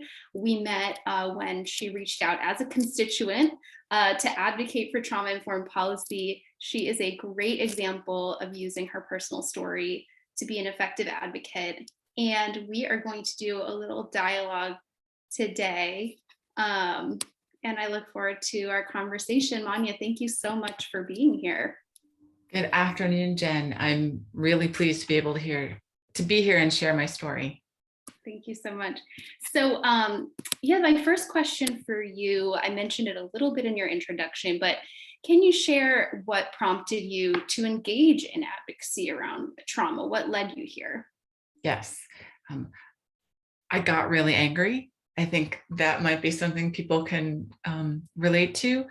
I was at the finish line of the Boston Marathon in 2013 in the bleacher seats, directly across from the first bomb that exploded. And, it was confusing, difficult, scary time. And thankfully, I walked away that afternoon without any physical injuries. And I thought that meant I was okay. And it turns out I wasn't. I really struggled with all sorts of the effects of trauma that I'm sure many of the folks on the call today can recognize, panic attacks and intrusive thoughts and trouble taking care of myself. And the first thing I started to do was watch the news and pay attention to what people were talking about to find out if other people were experiencing what I was experiencing. And there was nothing. People weren't talking about the emotional effects. And I felt alone, and I felt like it was my own fault that I was feeling bad. And eventually learned that that was not the case, and started to get really angry that the response didn't include any kind of robust support for people with mental health wounds, not even validation that what we experienced was real. And that's what kind of led me down the path that ended up talking to you on the phone. Thank you so much. And I so benefited from you reaching out. So last year you introduced a bill. We first spoke on the phone, but then you went on to introduce a bill with this member of Congress to support survivors like yourself, people with your experience. Can you share a little bit about that bill? Sure. HR 5703, Post-Disaster Mental Health Response Act. And Jen, you may remember I asked you to send me the text of the bill before I officially endorsed it. And it was 2 very short paragraphs because I realized it was just making a change to an existing law, the Stafford Act, and expanding the crisis counseling and mental health services support for emergency declarations, not just major disasters, which is what it is now. And to me, I thought, like, that's amazing. That's such an easy fix. Whether or not it's going to happen and it's easy to accomplish, but it seems so clear. Yes, we just need to make this simple change. Yeah, that's a great summary. And I think the bill text is so short, but it's such a big impact with such a simple fix. I mean, the crisis counseling program is that community-based response. It provides free services. It trains, your neighbors in, mental health, response and how to be supportive neighbors. It's so trauma informed, and, this bill would just make that available after any sort of disaster, whether it's, a terrorist attack or a mass violent event or, a hurricane or flood or things like that. So, you really were the inspiration behind this bill, which is really gaining speed, moving through Congress, but it's, stands to benefit such a diverse group of people and really stand in a gap. But I know that the introduction of that bill, didn't happen overnight. And so I want to, demystify a little bit, what was that advocacy process like? When did you first reach out to your member of Congress? What was it like working with her office? Just so other folks on the call can get a sense of, what's realistic. Sure. I'm going to be honest, when I first reached out to Congresswoman Presley's office, I didn't even really know what I was asking. I just knew things had to change. And I felt like I have this story and it's important to tell. And I know that I'm just the tip of the iceberg of people with similar kinds of stories. So it was the summer of 2019 when I reached out to the Congresswoman's office. She had recently, at that time, held some hearings on childhood trauma. And so I, being a constituent, I knew a little bit about her, but I also knew that trauma was clearly on her agenda.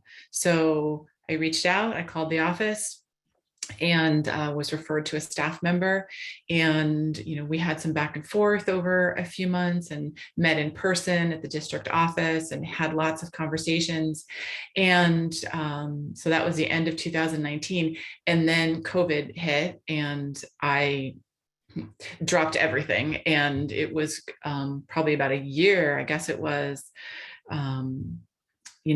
early 2021 when I got back into thinking about this is an effort that I can make. And at the time I reached back out to the office, the original staff member wasn't available to help.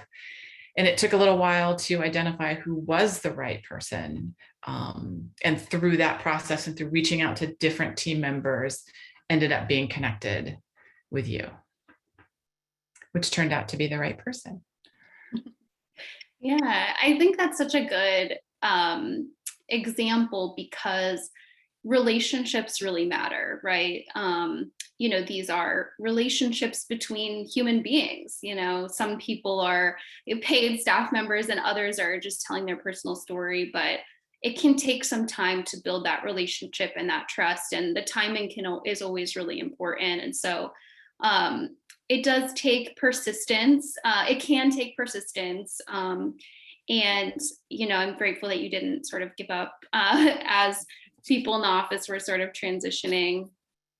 But since the introduction of the bill, you've been asked to do interviews about the bill, co-author op-eds about the bill. You've appeared in some press articles. How do you manage to continue to tell your story of a really traumatic event while also taking care of yourself and avoiding that re-traumatization? Thank you for asking that. And I definitely do a lot of compartmentalizing when I'm talking and thinking about this issue. I've done a lot of work on my own healing and I am sort of able to do some of that, but I do plan a lot of self-care and, just things to take care of myself, whether that is, going for a long walk, either before or after, maybe I have one of these conversations, or, taking myself out to dinner, or I guess in this case, ordering in for dinner, just kind of taking some of the pressure off myself. And I also admit I don't always do a good job of it. There are times when something will happen or we'll be having a conversation, and when it's all over, I am just overwhelmed and spent, and then realize, oh, I needed to do a little bit a better job thinking how I could take care of myself. So it's a little bit of a learning experience for me. I mean, this whole thing has been a learning experience, but learning how to take care of myself, talking about this difficult subject, and trying to sort of maintain realistic expectations. Once the process started and I realized things were happening, that is a constant balancing act, I would say. That's such a good point about realistic expectations. I mean, change doesn't happen overnight, and so that's such a good point. How can other people who are asking you to tell your story in those moments, whether it's reporters, community members, anyone, how can they create an environment where you feel safe to share your story? I think, things that have been really helpful for me are, people understanding it's my story to tell, and kind of, asking those open-ended questions and tell me your story, and then really listening to the response. And, it is possible to still ask a question that might feel triggering for some reason. And just when people have been open about saying, if I ask you a question and you can't answer it, or you don't want to, or we can stop this interview at any time, like those make a really big difference. I think probably a lot of people have had the experience of you're talking to someone and that they've got an agenda that isn't necessarily aligned with my own agenda, our own agenda. And, it can feel very upsetting to have a conversation with somebody like that if you don't feel that you can step away. So one of those key things is just giving somebody permission to end the conversation, change the topic. And when I've been working with everyone at the Congresswoman's office, have been so just empathetic and open and wanting to listen to my story, that it makes it very easy has made it easy for me to want to share as well. So that openness and honesty, people have been honest to me with what their own experiences are. And that's also helpful because I know who I'm talking to, and I know where they're coming from and asking me questions and wanting information. Yeah, that's beautiful and really helpful tips. Yeah, we just have a couple minutes left. In closing, do you have, on this call, we have a number of people who've gone through our workshop series about, how do you become a strong advocate? Do you have any advice based on your experience of, for people who are new to advocacy? Yeah, so I kind of fell backwards into the advocacy world and have been learning it on the fly as I go.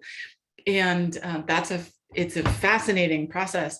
And I think the most important thing I've realized is that I need to be in it for the long haul. Like, this isn't I can call, somebody can check a box and something gets fixed. And it's telling and retelling the story, and it's reminding people why it's important, and just having the energy to be able to do that over the long haul. That's the thing that I came to learn, as we were working through this process. Right. Well, I'm so glad that you do, and so glad that we know each other, that we met, and that we continue to work together. Manya is doing a TED Talk tomorrow. I hope you don't mind that I share that. So hope everyone can check that out. And is there any way for people to continue to follow along with the work that you're doing? Sure. My website is manyachylinski.com, and I'm pretty active on Twitter, and it's just my name, @Manya Chylinski, and lots of stuff has been on my timeline right now about the bill passing out of committee yesterday. So those are good places to find me. Awesome. Well, thank you so much, Manya. Really appreciate it. Thanks, everyone. Awesome. Well, right on time. Our next special guest is Maggie Wooden. Maggie and I also worked on the Post-Disaster Mental Health Response Act together. So this is the bill that Manya just spoke about. Maggie is legislative director for Representative Peter Mayer, who is the Congress member from Michigan's 3rd Congressional District. So Maggie, so excited to have you here today to talk a little bit about your boss's work on trauma, the bill, and anything else on your mind. Yeah, thank you, Jen. Yeah, so as you mentioned, my boss, Congressman Meyer, was one of the co-leads on the post-disaster mental health bill, which I'm not sure if it was shared earlier in the prior presenters' comments that the bill just actually passed out of the T&I committee on a unanimous vote, which was great. So we're really excited to see it moving forward. We hope to see it, with this committee progression. We're hoping that it can get to the floor soon. This bill is of particular interest to my boss, given that he worked in disaster response efforts for Team Rubicon. So he saw firsthand the effects disasters have on individuals in the communities, and providing this small fix in making mental health resources available to individuals impacted by natural or all sorts of different disasters, natural disasters, events like the terrorist Boston bombing, which I know is kind of what led to your bosses or your former boss's work on this bill, Jen. These are all events that require additional levels of support. And we really think that this is an important bill to make sure that there's kind of that whole approach in disaster response. So my boss was very happy to work on it. It's a great bipartisan effort, and we're really excited to see how it progress. In the short remaining months, we've got things going on here in Congress before we kind of hit that lame duck session. So. Thank you so much, Maggie. Congratulations again on the progress for the bill. And I think your remarks just speak so strongly to what we were talking about earlier with, doing research on these representatives, and their background really dictates policy priorities and informs, that combined with what the constituents care about and the experiences in the district really can dictate the agenda. And for those who don't know, as legislative director, Maggie's responsible for helping to drive his legislative agenda and advance bills and, help some of his priorities get signed into law. And so this is one example of just a lot of success for your boss. And so, I'm hopeful, we're cheering and helping mobilize support to get that over the finish line before the end of this Congress, as you mentioned. And I want to just thank you for coming out today. Do you have anything else to add before we head into our brain break? Yeah, I do want to preface, because I noticed in kind of the scale of this event, there's a focus on trauma-informed care, which in my previous capacity working for Congressman Gallagher, he kind of spearheaded a lot of the efforts with Congressman Denni, and I was the staff lead on that. And it was just something that I think, in your event today, and as you talk to other members and offices and advocacy groups, you'll start to see there definitely has been a shift in members acknowledging the importance of trauma-informed care and where we really can see it work well in the community. Obviously, you see it in the healthcare professions, education professions, and in the case of this particular bill that Congressman Meyer helped introduce, we have federal resources available to offer this type of support. And I think integrating again that whole whole of health approach, mental health, physical health, in responding to, in FEMA's case, disasters is really important. And I think this is, embedding trauma-informed approach to that will also be critical as they are hopefully able to expand their services via the legislation. Incredible. Yeah. And it's such a testament to the role that talented staff can play. And thank you for growing that ripple effect as you work for one member and another, staff members as trauma-informed champions are, important, just like Congress members as trauma-informed champions that can make us such a strong impact. So I appreciate you adding that. Yeah. Awesome. Well, thanks, Maggie, so much. I'm going to turn it back over to Jesse to lead us in, and Denni to lead us into our brain break. Thank you, Jen, Maggie, all of our presenters through the first half. It was an incredible nearly 2 hours thus far to start this final workshop session. So a huge thank you, a tremendous amount of gratitude for what was shared so far, all of the activity in the chat. Thank you for continuing to participate in this. And I will turn it over to Denni to introduce our brain break, which, like Denni said at the beginning of the session, is going to be a little bit different. So Denni will go into the neuroscience behind this brain break, and then I'm happy to participate in my part of it in a bit. But Denni, go ahead and help us understand the brain a little bit better, please.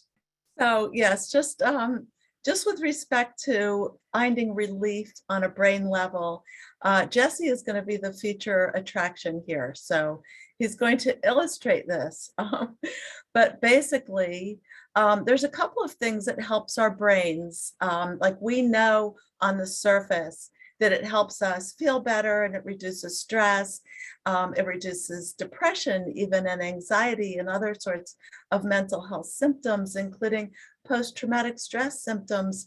But not everybody knows exactly how it works. And I'm not going to get into like serious neuroanatomical detail here, but some of the things that Jesse has been orchestrating throughout this series of workshops actually work at the brain level.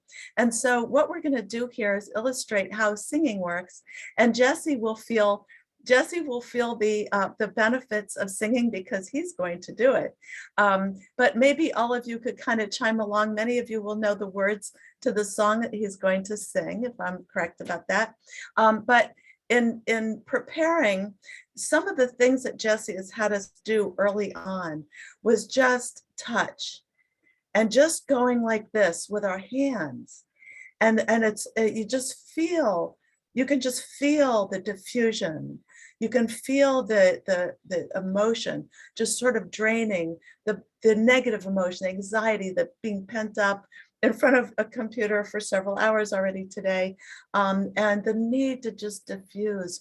And so just going like this, and then what is suggested is going up and down your arms, back to your hands, up and down your arms, back to your hands, and then going up to your face and rubbing your face and your forehead and around your cheeks, and then back down your arms and your hands. And what that does is it actually activates areas of the brain that are responsible for telling your amygdala to cool it. Getting your nasty amygdala to just kind of calm down and get rid of some of these negative emotions. And it focuses your attention on what it feels like for touch and for that bonding, and what that actually does, even if it's just yourself. That works with other people, but even if you're just doing this yourself, back and forth around your face, back to your arms and your hands, it releases oxytocin. And oxytocin, as we know, is the bonding neuropeptide in the brain. And it helps us to feel love and an attachment and affection towards others, but also self-compassion. And so this is increased through this activity. And now what Jesse is probably not going to do is try to combine it, because I don't know how you sing and do all this at the same time, but I'm going to sit here in the background. And as you sing, it provides an additional advantage to your brain, and that singing increases oxygenation to areas of the brain that help to soothe, and it increases the connectivity, the activation between different centers of the brain, between the front, the prefrontal cortex, and lower centers, so that you tamp down on some of these negative emotional responses. And in doing so, you increase what's called respiratory sinus arrhythmia. Okay, and you want lots of that. I know it sounds bad because it sounds like arrhythmia, but you want that because it is a direct stress physiological indicator of relaxation. So I'll do this so that Jesse doesn't have to multitask. And maybe you all could do this in your offices or at home and just go like this while Jesse sings to us. What do you think, Jesse? That sounds good. And the last part that when Denny and I spoke about, and I'll try to give myself a hug. I may lose it at some point. We'll see. Is that humor is also so important, sort of in this same process. And so this is a song from Elvis. So in doing so, I'm going to do my best Elvis impersonation, including the popped collar. Try my best. Don't have like a gold jacket or anything like that, but this should be good enough. I'll do like the stiff upper lip, maybe an eyebrow raise, just to try. I invite you all to sing along. The song is Can't Help Falling in Love. In the power of stories, I was so excited about this opportunity, not just to do karaoke in front of an audience, but also because this was a song that my dad used to sing to me like every night before I went to bed. So talking about those relationships, you know, I'm going to close my eyes, picture myself at 3 years old, the way that my dad used to sing it, for all the parents of young children or older children out there. In some cases, at least, the kids will remember. And so we'll give this a shot. I invite everybody to sing along, and I'll do the best I can with an Elvis impersonation. Wise men say only fools rush in, but I can't help falling in love with you. Shall I stay? Would it be a sin if I can't help falling in love with you? Like a river flows surely through the sea, to the sea. Darling, so it goes. Some things are meant to be. And take my hand and take my whole life too, for I can't help falling in love with you, for I can't help falling in love with you. Let's see. Numbers wise, we're all right. So it wasn't too offensive, I assume. Denny, if you want to go with anything else, feel free to. I'll unpop the collar. So much love. Is that? Oh my gosh. Oh, nice. Yes, you must read. Thank you. Thank you very much. Yes, that was just so amazing. So amazing. So now we are all, and the humor part of it actually is, as Jesse said, very, very important in all of this. To some of us, that is our resiliency, is our humor. Laughing, smiling, wearing a scowl is energy draining. Smiling, it moves muscles that actually are a reflection of what the brain is doing directly. And it's very soothing. And it's very much a relief. It's very much of a catharsis when we engage in humor. So yes, that was wonderful. Wonderful performance. Hope you all joined in. I will say, if it was that good, we could go like multi-platinum, just fund the entire effort through like a cross, country tour, all that stuff. That would be fantastic if there's a big enough fan club, but I would imagine not. I'm not that good, I know. But yeah, hope that was good and enjoyable for all of you. As we move into the second half, we will get away from singing and back to the trauma-informed, prevention-focused work. But I invite Dan Press to come on camera because the first thing that we are going to do as we get back into this second half of this workshop session is watch a few videos from federal elected officials, one state elected as well, about the importance of what we've been talking about throughout this entire workshop session. And we're going to start off with an opening statement from a House Oversight and Reform Committee hearing back in 2019 on childhood trauma from Forever Chairman Elijah Cummings. And so, Dan, want to turn it over to you as someone who was there that day about the power of that hearing, and then I'll show Chairman Cummings' opening statements. Thank you, Jesse. But rather than relaxing me, that break has gotten me really worried that we're going to lose you as our executive director because you're going to hit the entertainment industry. Nah, it would just give us the opportunity to fund CTIP at a different level, so no worries there. Okay. You'll do both. Hi, I'm Dan Press. I'm the general counsel for CTIP.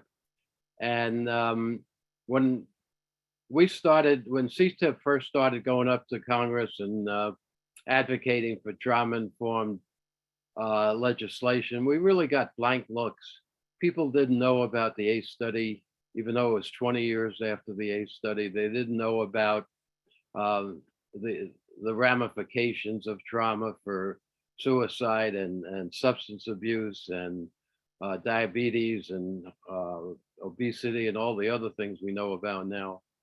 And then in July of 2019, Congressman Elijah Cummings, who was chairman of the very powerful Oversight and Reform Committee in the House, with a lot of encouragement from Jen's old boss, Congresswoman Presley, held the first hearing ever in Congress on trauma. And after that hearing, no one is going to ever forget what trauma is all about. It was the most powerful, impactful hearing I had seen in my 50 years working with Congress. And what's fascinating about it is there were two panels, and it followed the script that we heard earlier today. The second panel was on science. We had academics talking about the physiology, the neurology, neuroscience of trauma. But the first panel was storytelling. And it was the storytelling panel that people will never forget. There were 4 witnesses. Each one had suffered trauma and then had gone on to create an organization to help people who had suffered similar trauma to heal. Somebody had suffered sex abuse, somebody who had suffered parental abuse, someone who had suffered PSTT. And they each got up and told their stories. And there were 45 Congress people in the room covering the full spectrum of very, very liberal to very, very conservative. And after they finished testifying and answering questions, Congressman Cummings said, "Okay, thank you very much. The panel is dismissed." And as they stood up to leave, the Congress people stood up and applauded them. And it's the only time in all of my time working with Congress I've ever seen Congress people get up and applaud the witnesses. It shows you what an impact the storytelling had, reinforce everything that Whitney was telling us. And it's something they'll never forget. And unfortunately, Congressman Cummings passed away just a few months after the hearing. But hopefully the memory of that hearing is now embedded in the minds of so many congressmen, the 45 of them congresswomen, congressmen, who sat in that hearing, and will give us the ability to build and create trauma-informed legislation. So with that, I urge you to listen to Congressman Cummings, because he really had a vision. And at the very end of this session, one of his visions was for the city of Baltimore that he represented to become trauma-informed. And that has occurred. You'll hear Zeke, Cohen, a councilman from the city of Baltimore, talk about the legacy of Chairman Cummings in the city of Baltimore. So with that, Jesse, you want to show the video? I thought about this hearing, I could not help but think about the 1997 film of Good Will Hunting. If you'll recall, in Good Will Hunting, we had Matt Damon and Ben Affleck and Robin Williams, and Matt Damon played as a troubled youth, and his psychiatrist, played by Robin Williams, was trying to help him because he kept getting into trouble. You remember that? And for some reason, there is one sentence in that entire film that I shall never forget. When the psychiatrist, played by Robin Williams, went up to the young youth who had been in and out of trouble and had all kinds of problems, and he said these words. He said, "It's not your fault. It's not your fault." And so today we are examining a critical issue that does not get enough attention here in Congress or throughout the nation: childhood trauma. Childhood trauma is a pervasive public health issue with long-term negative health effects that cost the United States billions of dollars. In 1998, the Centers for Disease Control and Prevention published a landmark study that found that adults who suffered from adverse childhood experiences, also known as ACEs, are at a much greater risk of several leading causes of death, including heart disease, lung disease, cancer, substance use disorder, and suicide. The study examined the effects of adverse child experiences such as abuse, neglect, or separation from a parent. And it also examined the long-term effects that these events have on children throughout the rest of their lives. The science is powerful. Traumatic experiences can injure the developing brains of children, create lifelong impairments to their ability to manage stress and regulate emotions, and significantly increase the likelihood of negative health outcomes. As we will hear today, a growing number of researchers, medical professionals, public health experts, and government officials warn that childhood trauma may be one of the most consequential and costly public health issues facing our nation today.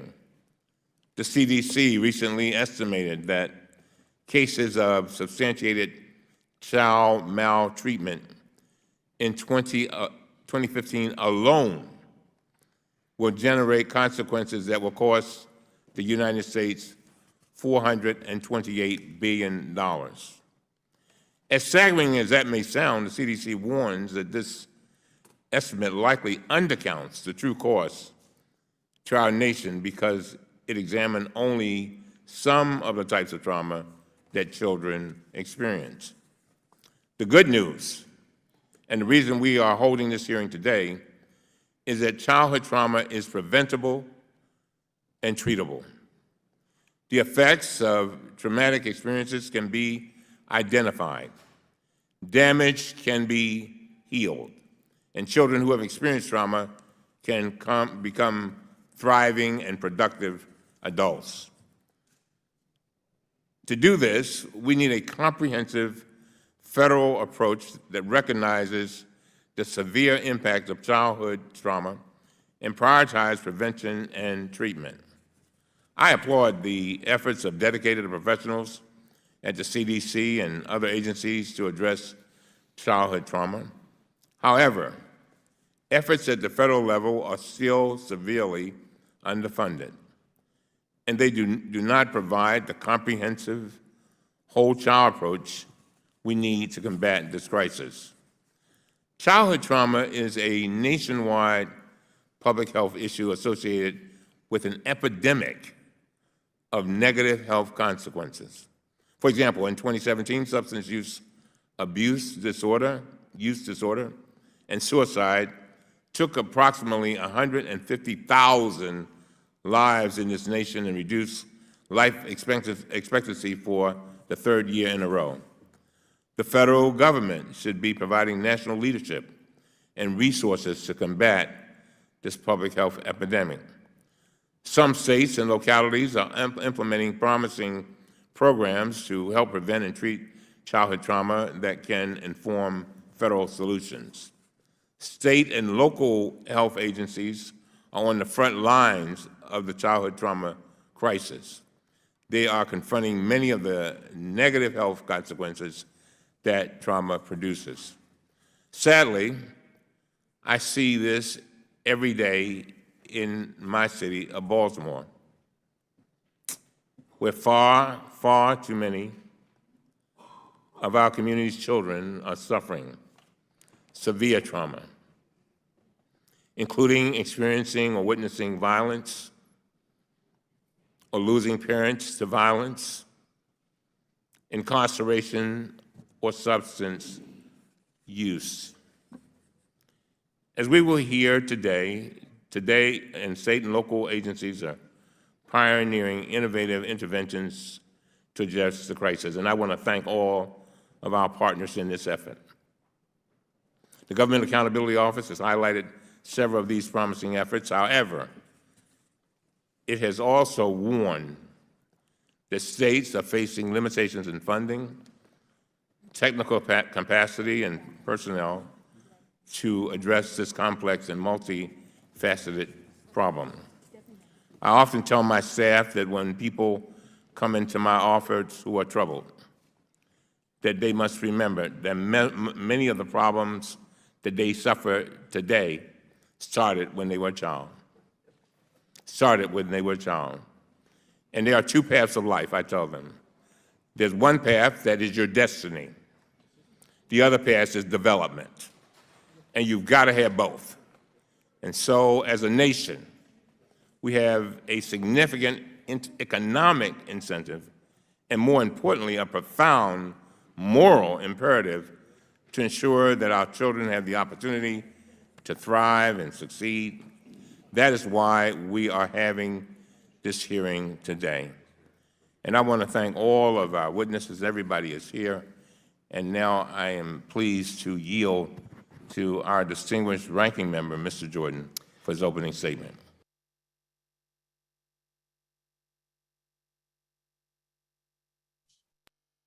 Like Dan said, it was one of the 4 hours that came following that opening statement for some of the most powerful,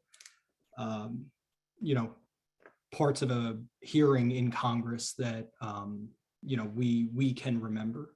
And we certainly are grateful for Chairman Cummings championing these efforts while he was around. And one of the things that sort of came about, because, yes, I will put the link in the chat right now for all to see. There's, I believe, the full hearing. You can see the opening statements as well.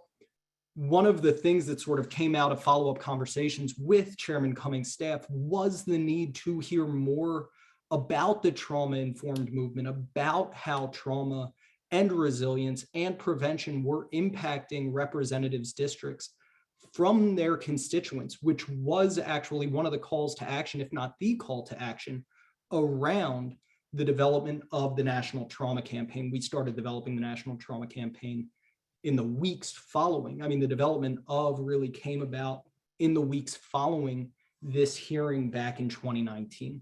So very grateful for the work that Chairman Cummings did, and will always remember the impact that he continues to have on Congress, and really highlighting the importance of developing champions and leveraging their position when we have champions in any legislative body, in the executive branch, any stakeholder really, and any community member. Really cultivating those champions, cultivating advocates is so, so important. We have two more federally elected officials that we want to share videos and they are the bipartisan co-chairs of the House Trauma-Informed Care Caucus. So we will start with Representative Mike Gallagher from Wisconsin, who Maggie alluded to because she used to work for Representative Gallagher. And so I will go ahead and share my screen. But before I put myself back on mute, just a reminder, because unlike Chairman Cummings' video, neither Congressman Gallagher or Congressman Davis, who you'll hear from, had microphones. And so if the audio is difficult to hear, it's as turned up as it can be on my computer. But just remember that you can maximize or minimize the audio on your end as need be for it to be audible. So I'm going to go ahead and share these videos. Hi, everyone. Congressman Manya here, and I'm sorry that I'm not able to speak with you in person today, but I'm glad I'm able to talk to you virtually about something that has been a focus of mine since I came to Congress, which is trauma-informed care. As you all know, nationwide, millions of children, adults, and veterans have experienced at least one traumatic experience. And if left untreated, this can create a lasting stress that negatively impacts our schools and communities. In children, we see this lead to certain developmental challenges, increased rates of incarceration, and substance abuse. And in our veterans community, we see this lead to difficulty re-entering the workforce, and in some cases, some devastating cases, suicide. Trauma-informed care helps individuals of all backgrounds lead healthier lives and is a transformative way of both identifying the stress and ensuring individuals are treated accordingly. In Wisconsin, we've been very fortunate to have some trauma-informed champions in our communities. For example, former First Lady Tonette Walker dedicated her time to expand trauma-informed care across the state, and legislation championed at that time continues. And we have now national legislation building on some work in Wisconsin. In our district here in Northeast Wisconsin, we're home to one of Wisconsin's best success stories on trauma-informed care training. That's the Wapaka County Department of Health and Human Services, and every member of their staff is fully trained in trauma-informed care. I visited them multiple times. I'm always just blown away by the dedicated professionals that I meet there. And when I first came to Congress, I heard stories like this, success stories, pockets of excellence, and I wanted to find ways that we could build off Wisconsin's leadership and support trauma-informed care at the federal level. And so I teamed up with Representative Denni Davis, a Democrat from Chicago, on these issues. And just this week, he and I sent a letter to the Appropriations Committee asking them to provide more money to existing grant programs that provide trauma support services in schools, hospitals, and community organizations. This is especially important since last month Congress provided money for the first time to some of these programs, the first time ever. So we need to keep building on this momentum in Congress. I don't have to tell anyone from Wisconsin or Illinois, and I know that there are a few of you from our neck of the woods that are there today. But it's rare for people from Green Bay and Chicago to work together on anything, particularly during football season. So that just speaks to how important and bipartisan this effort is. So that's what this really boils down to. While the healthcare debate too often devolves into partisan bickering, this is an area with overwhelming bipartisan support.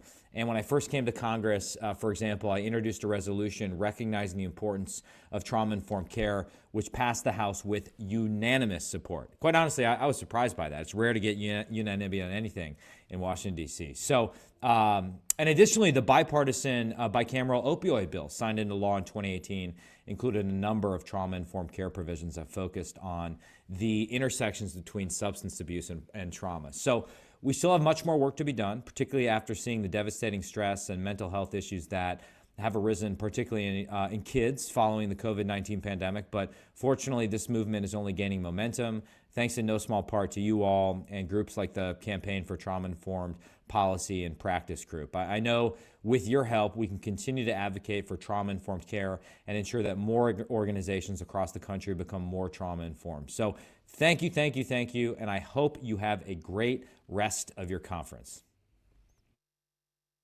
So that is one of the two co-chairs of the House Trauma-Informed Care Caucus. In a minute, we will also hear from Congressman Denni Davis from Chicago. Gotta love Congressman Gallagher's humor around, the Bears and Packers sort of getting along, going back to what Denni was talking about during our brain break.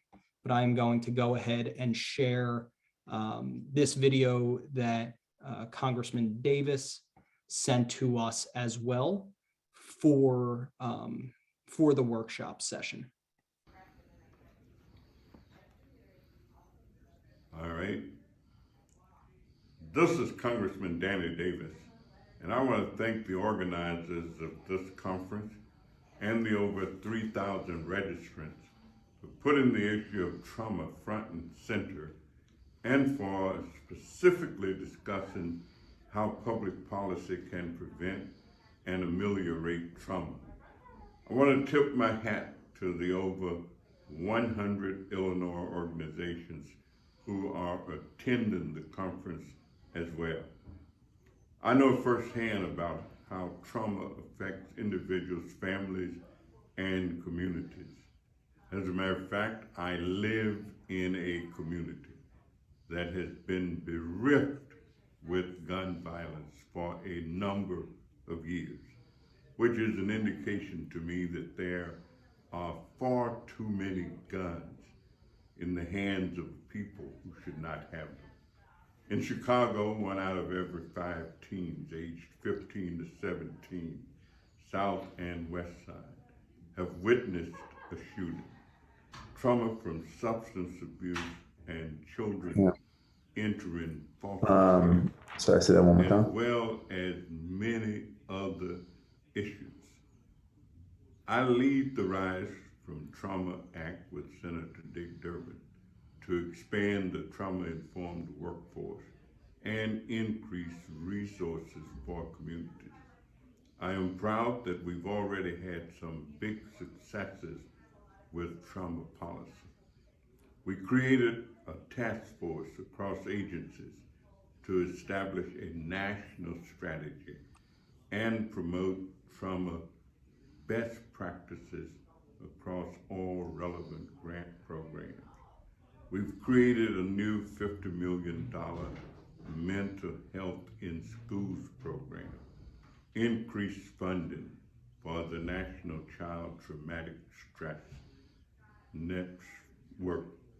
We've expanded the National Health Service Corps loan repayments program to allow clinicians to serve in schools, and created grants to address trauma in schools. I'm proud to co-chair the Congressional Trauma-Informed Care Caucus to educate congressional leaders and staff about effective evidence-based interventions shown to improve health education and well-being of Americans, young and old. Trauma policy is a unique opportunity for Democrats and Republicans to demonstrate a shared commitment to our nation's health and well-being. I also lead the annual letter to increase funding for key trauma programs, informing funding for trauma research, trauma programs for schools, trauma programs in communities. So I thank all of you for your involvement, your engagement, and as I indicated right off the cuff, the community where I have lived and worked much of my adult life has been bereft with trauma in my own family, in the families of people who live on the block where I live, in the families of people who attend the same religious institutions that I attend.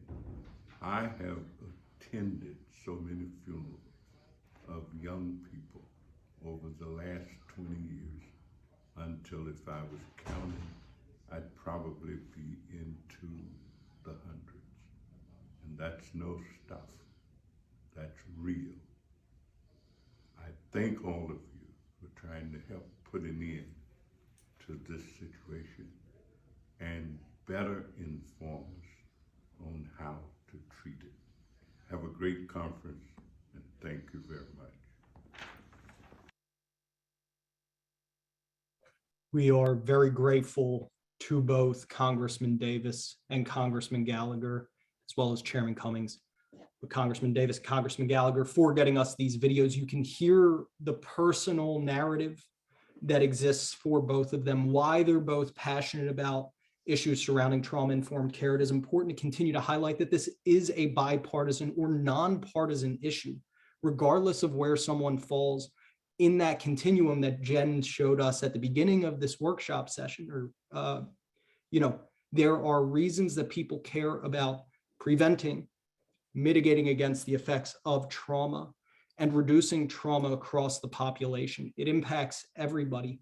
And so regardless of which congressional district you live in, we certainly encourage for you to develop relationships with your congressional offices, talk about the work that is going on in your districts, and continue to just promote calls to action and help us work toward building the movement as we work toward a society that prevents trauma and fosters resilience across all, just the entire country.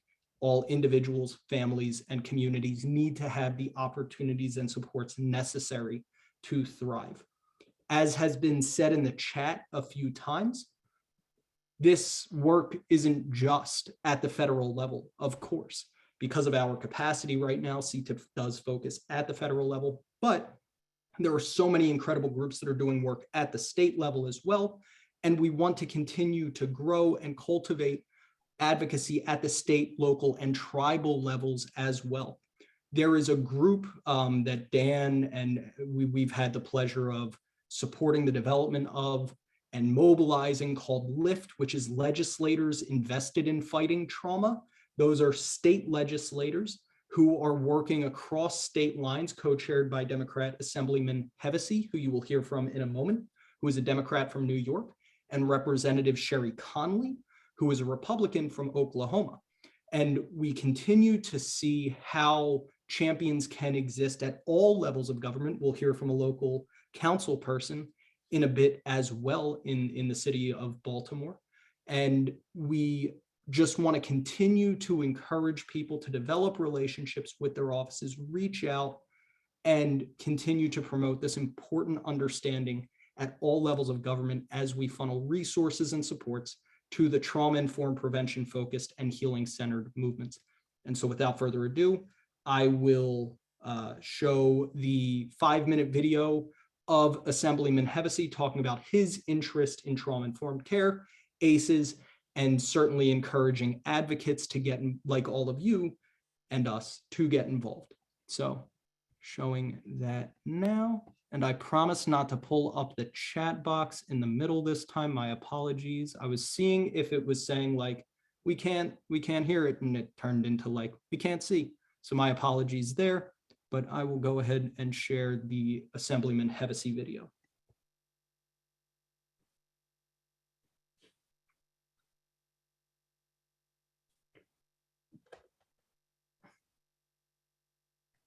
When you connect with the legislator and they understand and can both sympathize and empathize with your position, and they get emotionally invested to try to work on whatever problem it is.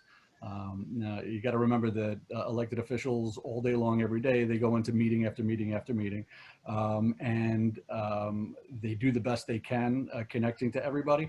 But I would say successful advocacy are the ones where when advocates come in and talk to me, the ones where I really get a sense of what's happening to them on the ground, where I really feel their stories, where I really see that something is absolutely unacceptable and I've got to do something. It's my responsibility to go help or go fight for some policy or weigh in some way.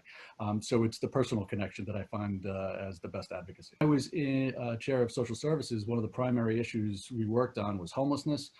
We also worked on human trafficking, and then domestic violence. That's sort of the purview of the committee. So I got a very upfront and close personal view of what things were like for survivors of domestic violence, survivors of human trafficking, and people who are dealing with homelessness.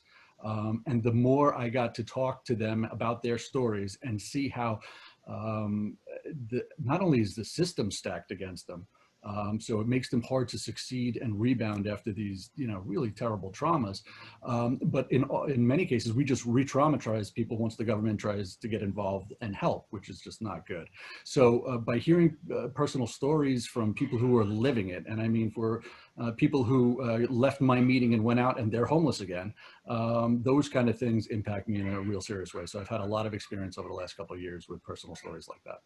Got to have the ability to not only talk about the story, but then transition into what the purpose of the meeting is, because usually it's about some specific policy, sign on to some bill, or we need more money in the budget. So it's important that they understand what they're asking for. So that's number one. Number two, be concise. And that's part of the difficulty. I know I've just asked just said you should make a personal connection and then say be concise. They're not compatible. But in fairness, the elected officials have meetings like this all day long. Don't go on too long. Get to your point. Know what you're going to say when you get in there. Tell your personal story. Talk about the policy that you would like to see advanced, and then stop. The long going into every detail of the story can get tough for electeds who, particularly if it's, their 12th meeting of the day. So I would be concise. I would know the substance that you're asking for, and then just be completely brutally honest about what's happening in your life if you can. And I know that's really hard for people to do. I have trouble doing it when I go into other meetings, but it's that kind of stuff where you really explain what's happening with you that connects. I've been pushing a rent supplement for homelessness for the past 5 years. I think we're going to have some good results this year. That has the ability to help tens of thousands, maybe hundreds of thousands of people in New York State, including, tens of thousands of kids that's homeless. Good public policy really helps people. But it's not the policy like ACEs is that has sprawl into every part of modern society.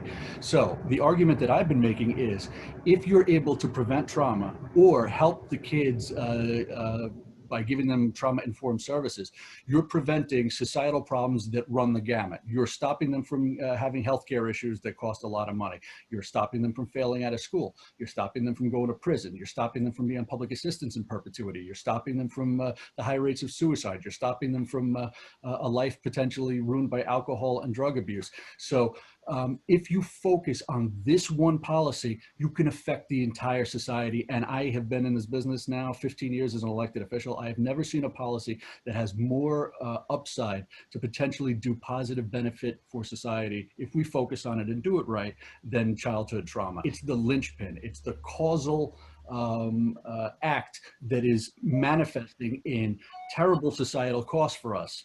The worst problems, generational poverty, homelessness, alcohol and substance abuse, you get the idea. So no other policy, no other focus does that except for childhood trauma. And that's why I think it's the #1 priority for all policymakers, certainly the #1 policy for me for the rest of my career. And it's the reason why I switched and moved to the Children and Families Committee, because I want to get into the business of preventing these problems before they happen. So as you can see across various levels of government, across both parties and around the country, addressing these root causes of so many of our society's most difficult issues that we continue to try to face is critical. And that is the role of advocates. So very, very grateful again for Chairman Cummings, for Congressman Gallagher, Congressman Davis, and Assemblyman Hevesi for sharing their videos. Unfortunately, not able to be with us today, but very grateful that they were able to share their words of wisdom and support for this movement. With that, I want to turn it over to Denni, who will take us to the next part of this workshop session. Yes, so that was great. It really gives you hope. We're going to mix it up a little bit, Dan, and ask Zeke, Cohen, and Philippe to speak before us, if that's okay with you. It flows so nicely from the presentations that we've just heard. So if it's okay with Zeke and Phil, I'm going to go ahead and introduce Zeke Cohen, who is the Baltimore City Councilman and leading actor in the Healing City Act. Awesome. Well, it is great to be with you and good to be with some friends and Dr. Phil and Jesse and everyone else. I am going to screen share if that's okay. Hopefully I will not mess this up. I want to make sure. All right. Hang on one sec. Sorry, y'all. All right.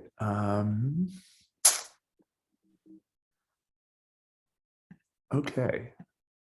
Slideshow. There we go. All right. Can y'all see? Yes.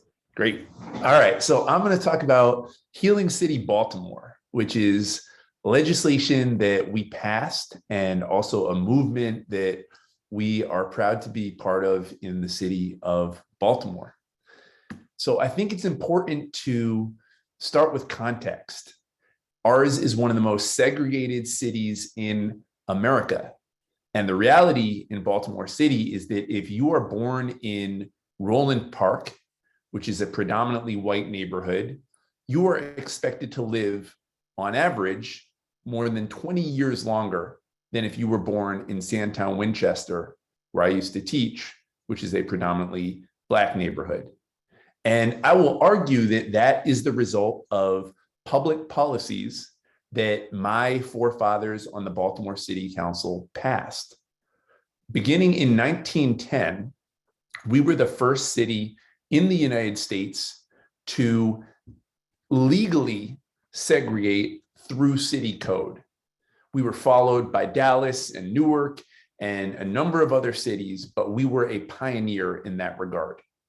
The map you see in front of you, 1937, this is a redlining map where the FHA would tell banks where they should and should not lend.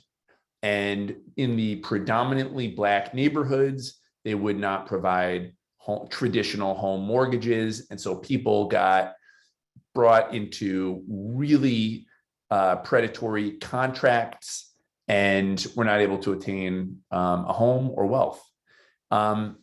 Moving forward, we had racial housing covenants where Black folks, Jewish folks were banned from living in certain neighborhoods by the community association that lived there. We had all the different mechanisms by which people can segregate themselves and expropriate wealth and health from Black and brown neighborhoods. We were prime zero for the war on drugs. We were unfortunately devastated by the subprime lending crisis in the mid-2000s. And so Baltimore is really a city that has experienced an enormous amount of disinvestment and plunder from Black communities, which is how we get to where we are today, which is a very segregated city. So our work began in 2019 after a school shooting took place at Frederick Douglass High School.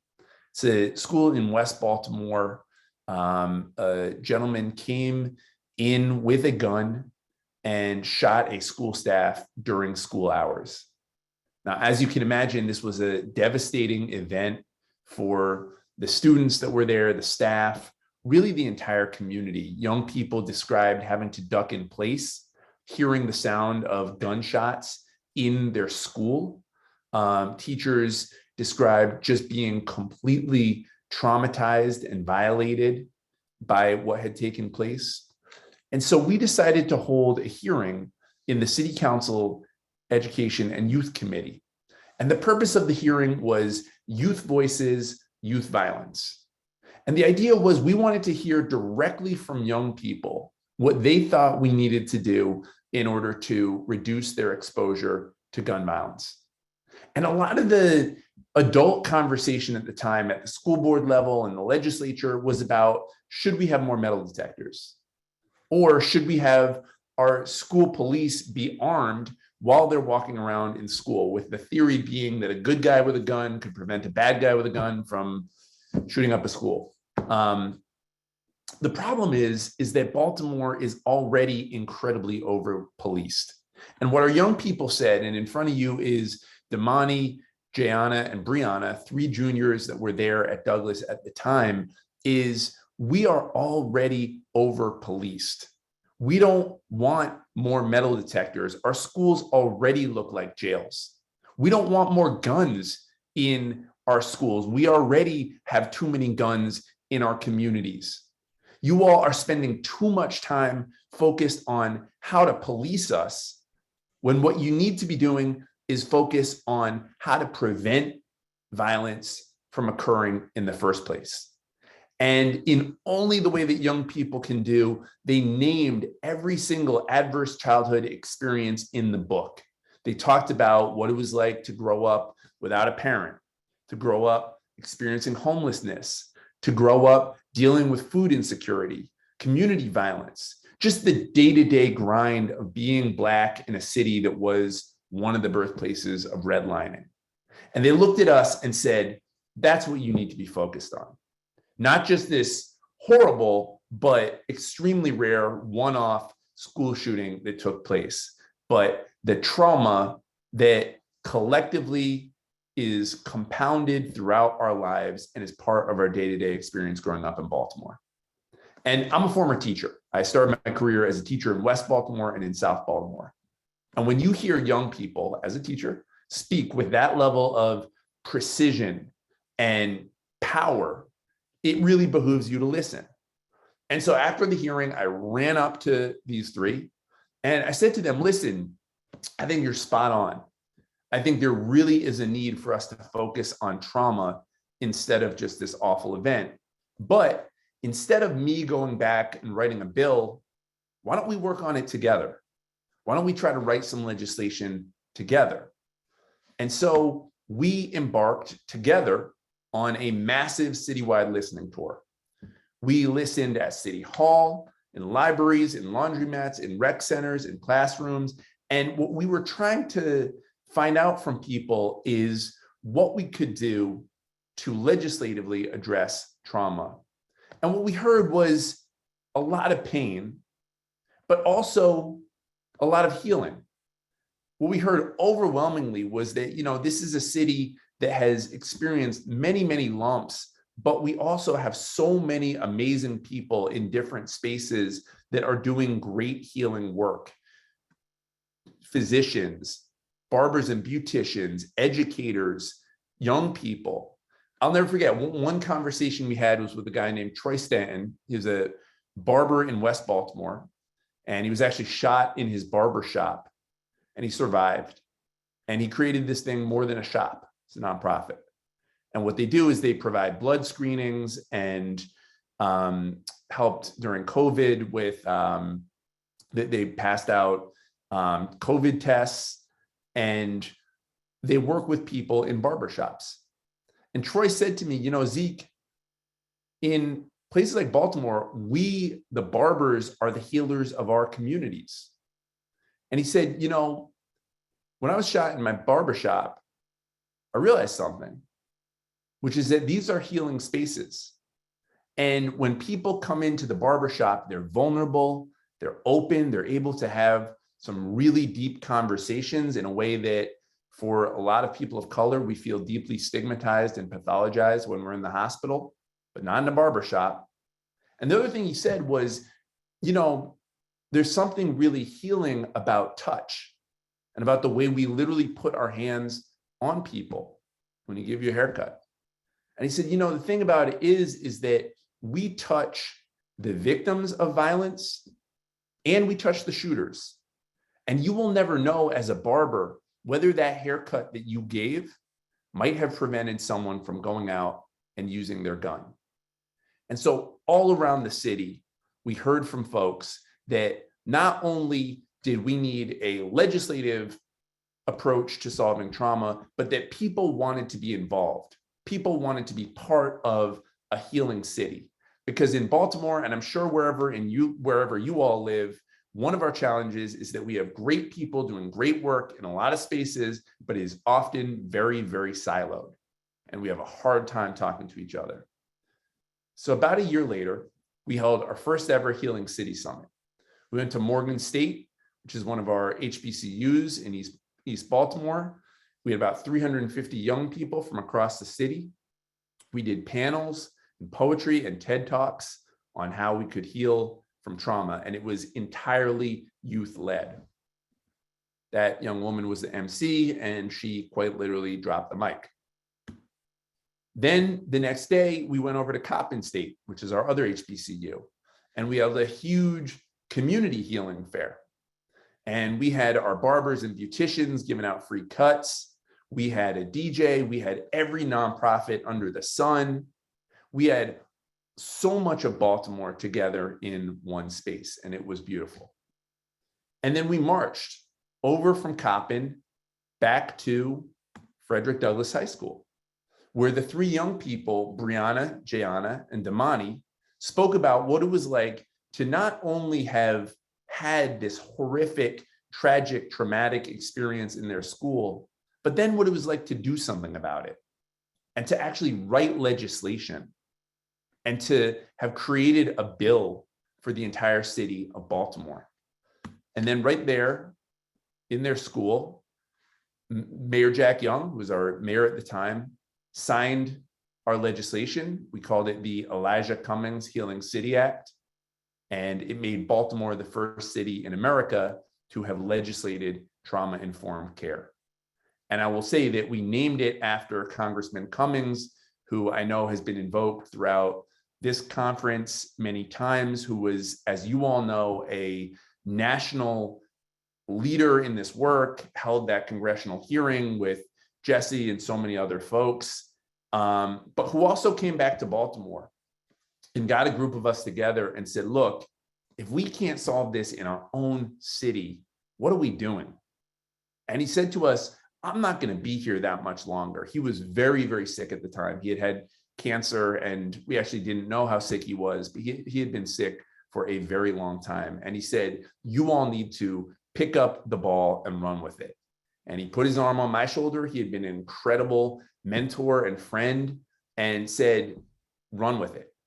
And so he passed away before we were able to finish the legislation. And so we renamed it, we amended the bill and named it the Elijah Cummings Healing City Act. So what does our legislation do? It creates a task force of 38 people, one of whom is Dr. Phil Leaf, who you're going to hear from next. But these are folks from all walks of life. We have returning citizens, we have students, we have beauticians, we have physicians, we have just a huge mix of people. And that task force is tasked with identifying strategies to reduce trauma across our city. Our legislation calls for training of all city agencies in trauma-informed care. And I'm going to get into that a little bit later. And then finally, it calls for a review of all of our policies and procedures within our city agencies with our task force to figure out ways, as the previous legislator had mentioned, that we, city government, are actually causing harm in our communities and how we can reverse ourselves from doing that. So this is a shot of our task force getting sworn in, an amazing mix of people, and that's our mayor, Brandon Scott, behind the podium swearing us in. And this is our faculty. This is who does the trainings. What you'll notice, and what I want to really emphasize here, is that all of these people you see in front of you are Baltimoreans. They are either from our city or they are doing incredible work in our city. So Lawrence Brown, who teaches historical and structural racism to our agencies, is a professor at Morgan State. He wrote a book, The Black Butterfly, that unpacks a lot of the sort of legislative maneuvers that went into segregating our city. Ollie and Ottman Smith are two brothers from West Baltimore who started a mindfulness practice. Their father was a Black Panther, and they picked up mindfulness, and they are now world famous as the Holistic Life Foundation. They teach all over the world, in Japan and Korea, and we are blessed to have them here in Baltimore. And so they teach mindfulness to our city agencies. Folks like Annette March Greer, who, if you don't know about Roberta's House, it is, I would argue, the nation's premier grief counseling center, and is right here in Baltimore. And so she comes and talks to us about grief and what it means to lose folks. They were in the New York Times just recently, if you haven't seen. Folks like the Youth Healing Alliance, young people who speak to us about healing from a youth perspective. All of what we do is Baltimore based and Baltimore built, because one thing that people said to us as we did this listening was, don't go getting people from New York or DC. We can do our own healing right here in our own city. So this is an article in The Trace The first city agency that we started with was our library system, the Enoch Pratt Free Library System. And it's Baltimore bets on a new type of first responder, the librarian. We started with libraries, both because libraries are a space of civic innovation, of community uplift. They are not just somewhere to go get books in the year 2022. In Baltimore, they are a part of our social safety net. People go there to find a job, to get online, find housing. And they're also a place where folks who've experienced a lot of trauma go, whether it's people who've experienced homelessness, addiction, just young people. So we wanted to start with our library system. One of the things I mentioned, the third part of our bill calls for each agency to review their policies and procedures with a lens toward reducing re-traumatization. So Baltimore, as I mentioned, was ground zero for the war on drugs. In a previous mayor's administration, we locked up over 100,000 people of our own people, almost a sixth of our population, just for minor, mostly for minor petty drug offenses. Well, one of the vestiges of the zero tolerance era is that in our library system, we also had a zero tolerance policy where anyone who was thought to be either high or drunk would be immediately written up and kicked out. And you can understand where that comes from. You don't want someone causing chaos in a library. But in the year 2022, we know that addiction is a disease and it's a public health crisis and it's not a function of criminality. And so to just kick people out who are suffering is both inhumane, ineffective, and not trauma informed. And so instead of the zero tolerance policy, Enoch Pratt has decided to bring in peer recovery coaches into our libraries. And these are folks who themselves have experienced addiction and they work with people through harm reduction. They provide Narcan if you're worried about an overdose. They can help people get into treatment. They can help people just get housing if that's what you need. But we're very proud of Donna Bruce, who is both a peer recovery coach and a member of our trauma-informed care task force. And we're proud that we took a policy that was really causing harm in our city and we're able to reverse it. We're really proud that our legislation in Baltimore went statewide. Too often, the work that happens in Baltimore is not well recognized by the state of Maryland. We often come under a lot of fire for challenges in our school system, for violence. But what was powerful was that a delegate and a senator, that's Senator Jill Carter, decided to take our legislation, the Healing City Act, and make it statewide. And so she turned it into the Healing Maryland's Trauma Act, and it took us 2 years, but we were able to get it passed at the statewide level. And so we now have a statewide task force that is doing this work. In terms of funding, it of course costs money. We had some really great early support from Open Society Institute. We had some support from private donations and foundations. And then after we operated for a little while, the city government, the mayor, made an investment into the work. And then he made an even bigger investment through the American Rescue Plan Act funding. I say all this to say, this has really been a function of public-private partnership. The private money kind of got the thing moving, and then we, the government, came in and supported it. This is a shot of the mayor announcing 1.4 million of the American Rescue Plan Act money going toward trauma-informed care. And I will argue till my face turns blue that addressing the impending mental health crisis that we are collectively facing is a really good use of American Rescue Plan Act money. Some of our results: we are proud to be the first city in America to have legislated trauma-informed care into governance. We began by training our mayor, all of his cabinet, and me and my colleagues and our staff on the city council. And that's because we believe that leadership needs to come first, that if you are going to embrace a trauma-informed, healing-centered approach, that the people who are in positions of leadership need to be all in. It can't be half this, half that. And so we were really proud to have Mayor Scott go first and do a miniaturized version of our training. And we've now trained 450 librarians across the city. We're also working with the security staff over there. And we are doing an evaluation with a professor at Bloomberg named Dr. Terry Powell. Some of the lessons learned: legislation matters. You don't need it, but it is a really good anchor for some of the work. It gives us something to rally around. When they kick me out or when Mayor Scott goes away, we will still have the Healing City Act. And so we will still be compelled to do this work. It will outlive me and all of my contemporaries. So I will argue that, if you're someone who's thinking about taking this approach in your city, really consider doing it through legislation. The work takes funding. It is not free. One of our principles is everybody that participates in our training and in the work gets paid. We value people's labor, even the young people from the Youth Healing Alliance. We want to pay a good wage because this is work.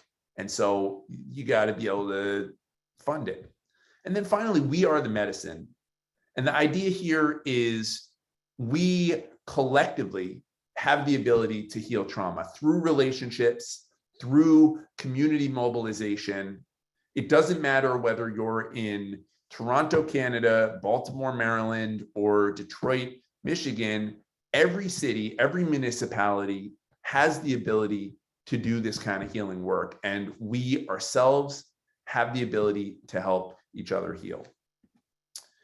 Some of our next steps, and then I'm going to turn it over to my good friend, Dr. Phil. We are getting ready to pivot to our next city agency, which is going to be Recreation and Parks. We know that trauma is a crisis, not just in our libraries, but often in our rec centers as well. And that Rec and Park have some real leverage in being able to address it. We are exploring scaling to other cities across the world.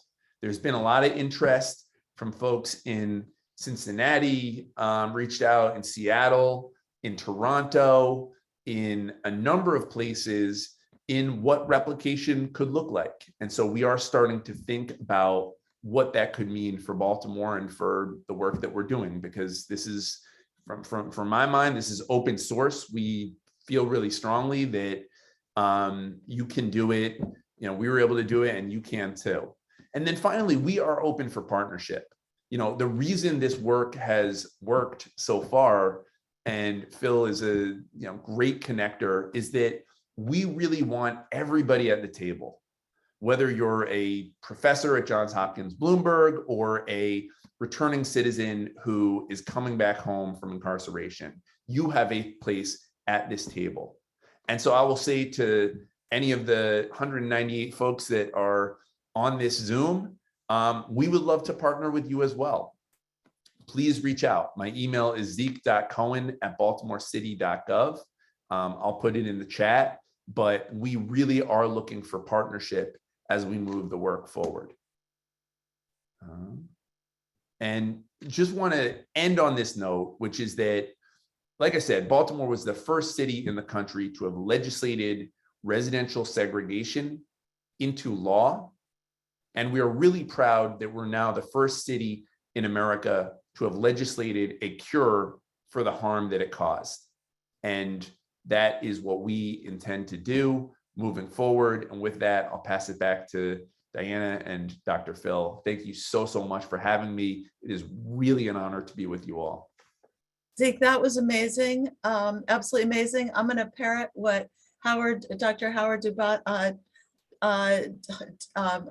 Dubowitz just said. Is a good friend of mine in the Department of Pediatrics at University of Maryland School of Medicine, that you are a model You are a model for enlightened leadership, and I thank you for all the work that you've done in Maryland and that has reverberated in Baltimore, that has reverberated around the state of Maryland. I worked in Baltimore for my entire adult life until almost 7 years ago, and I understand that your heart is there. When you have lived there, when you've worked there, your heart is there, and you want to reverse the damage that has been done to Baltimore over the course of centuries. So thank you just so much for that amazing talk. Thank you. And come on back home, Diana. Yeah, well, before the pandemic, I was going back regularly, but I will again. Thank you. Thank you.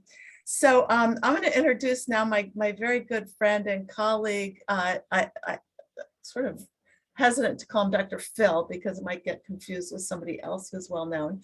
But Dr. Phil Leaf, who's a professor at Johns Hopkins Bloomberg School of Public Health. He also has joint appointments, get this, in the schools of medicine, nursing, education, and arts and sciences. He gets around, and he is the secretary of We Are Us movement.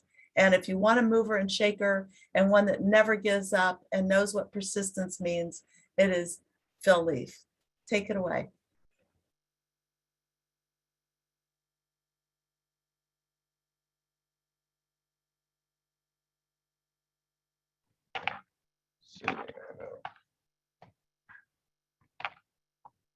You're good now. Okay.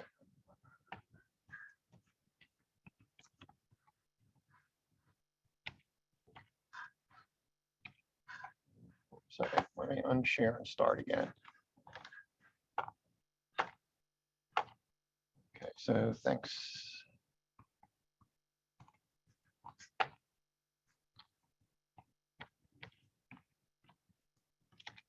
My screen's not moving. So I'm going to pick up on some of the things that Zeke talked about, and also, since this is sort of the last session, linking into some of the best practices and other things that we've talked about a little bit earlier, to be able to sort of make some connections, particularly around the fundraising, the lobbying, sort of a number of things that are going on here.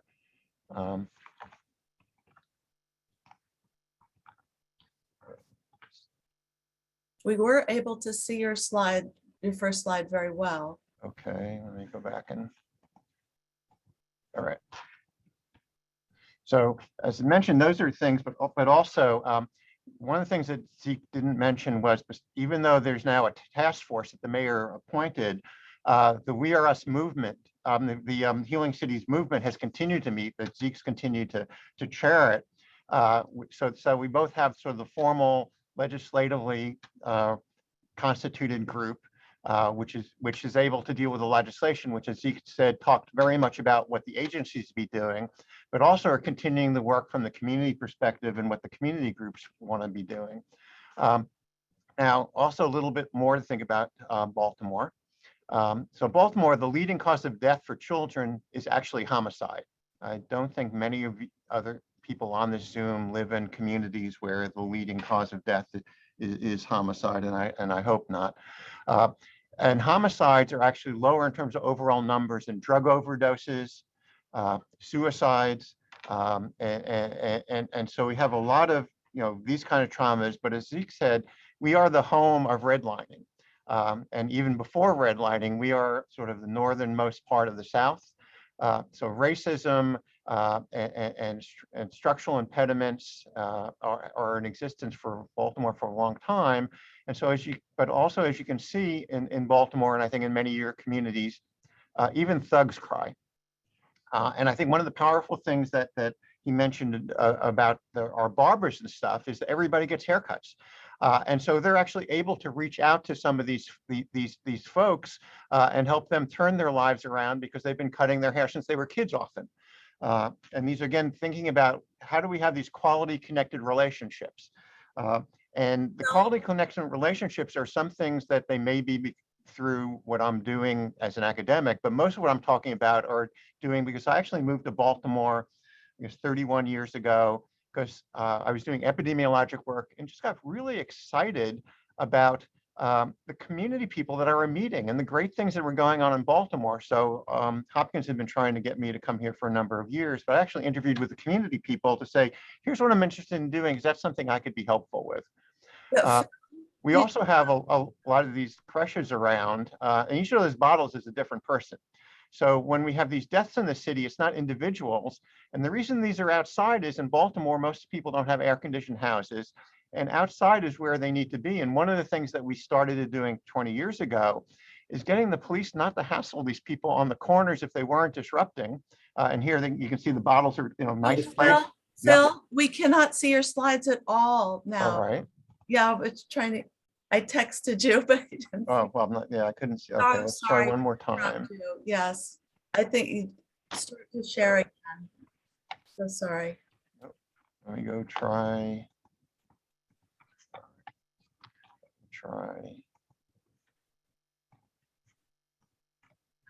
There you go. Okay, here we go. Can you see these now? Yes. Oh, great. Okay. So there's the creche. There's the previous one about where the thugs cry. And as many people said, we're trying to move this paradigm from talking about what's wrong with you to what happened to you and is what is happening to you. Because again, much of what we've talked about around the trauma and stresses, there are not single incidences. Often these are continuing things that are going on. And as we're trying to think about supports and what to change the processes, we're really talking about changing processes.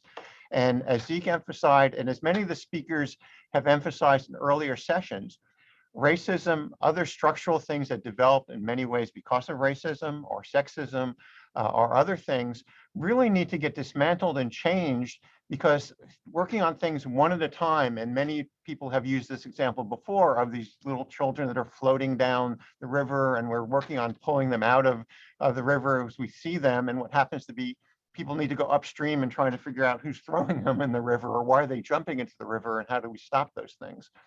So a lot of times when we're talking about these things, it's trauma, just like that, everything was suddenly different. For many of the people that we're working with, many of the institutions that we're dealing with, it's not something that was suddenly different. This is, again, institutional trauma, recurrent trauma, and that the solutions that we're working on really need to be thinking about how are we dismantling those things and providing longer term supports. And so we've talked about trauma can be one time, but it also can be multiple long lasting events, even multi-generational. It can be experienced both physically or emotionally, or it can be life-threatening. Sometimes it's subtle, sometimes it's insidious, sometimes it's outright destructive. And those are all things people on this Zoom and the people we're working with are dealing with. And it can affect the individual's functioning, both physical, mental, social, emotional, or spiritual. And I think these are important because when we're thinking about quality connected relationships, one of the things is how do we get the resources there? How do we do the lobbying? But as Zeke said, I spend lots of times at meeting making connections because I've been in Baltimore for now 30 years and been doing a lot of work with folks. And I'm able to both connect people to resources, but more important, connect people with other people that are working on some of the same things. Work on some of these things can be helpful. A very specific example is we have a program at our hospital that works with people who have been shot. In Baltimore, we have a large number, unfortunately, a large number of females that have been shot. And programs around the country weren't dealing too much with females, and they weren't dealing too much of the children with people who were shot, because many of the males who are shot were not living with their children. Not that none of them are, where almost all the females that are shot were living with their children. Because for 30 years, I've been working with Baltimore City public schools and other people, we had great connections.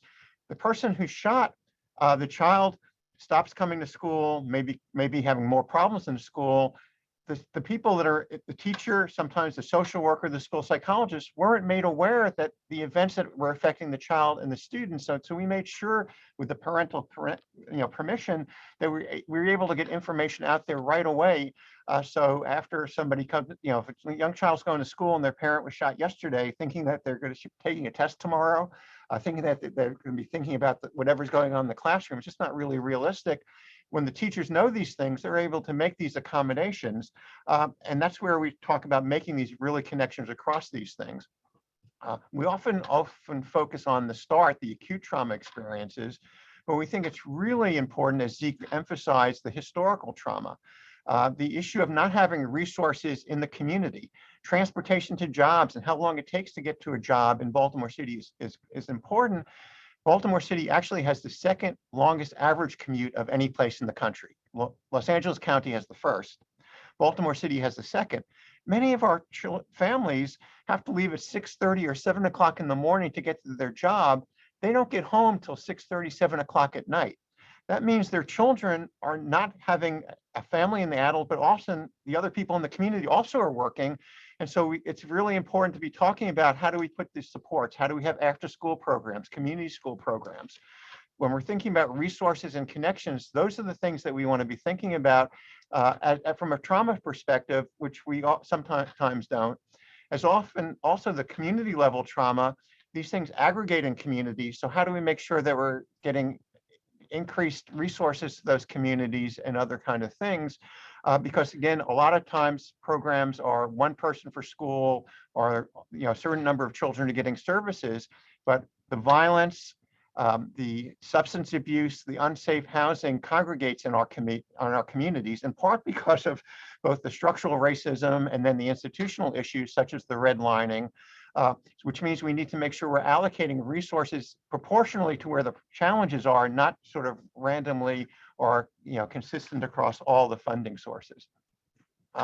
We also have to recognize that in many cases, children's brains haven't developed, but it also means that, as we know from the resources, for the adults that are experiencing the trauma, their ability to process things. That includes talking to their doctor and understanding what the doctors say, but also being sort of too complicated. So we need to make sure that there are people there. One of the things that we can be thinking about doing is we have expanded community health service workers. In many cases, these are actually college students who are working in the healthcare providers and working in the hospitals to work with the families to make sure they understand the instructions, to make sure with the community health workers to go into the communities.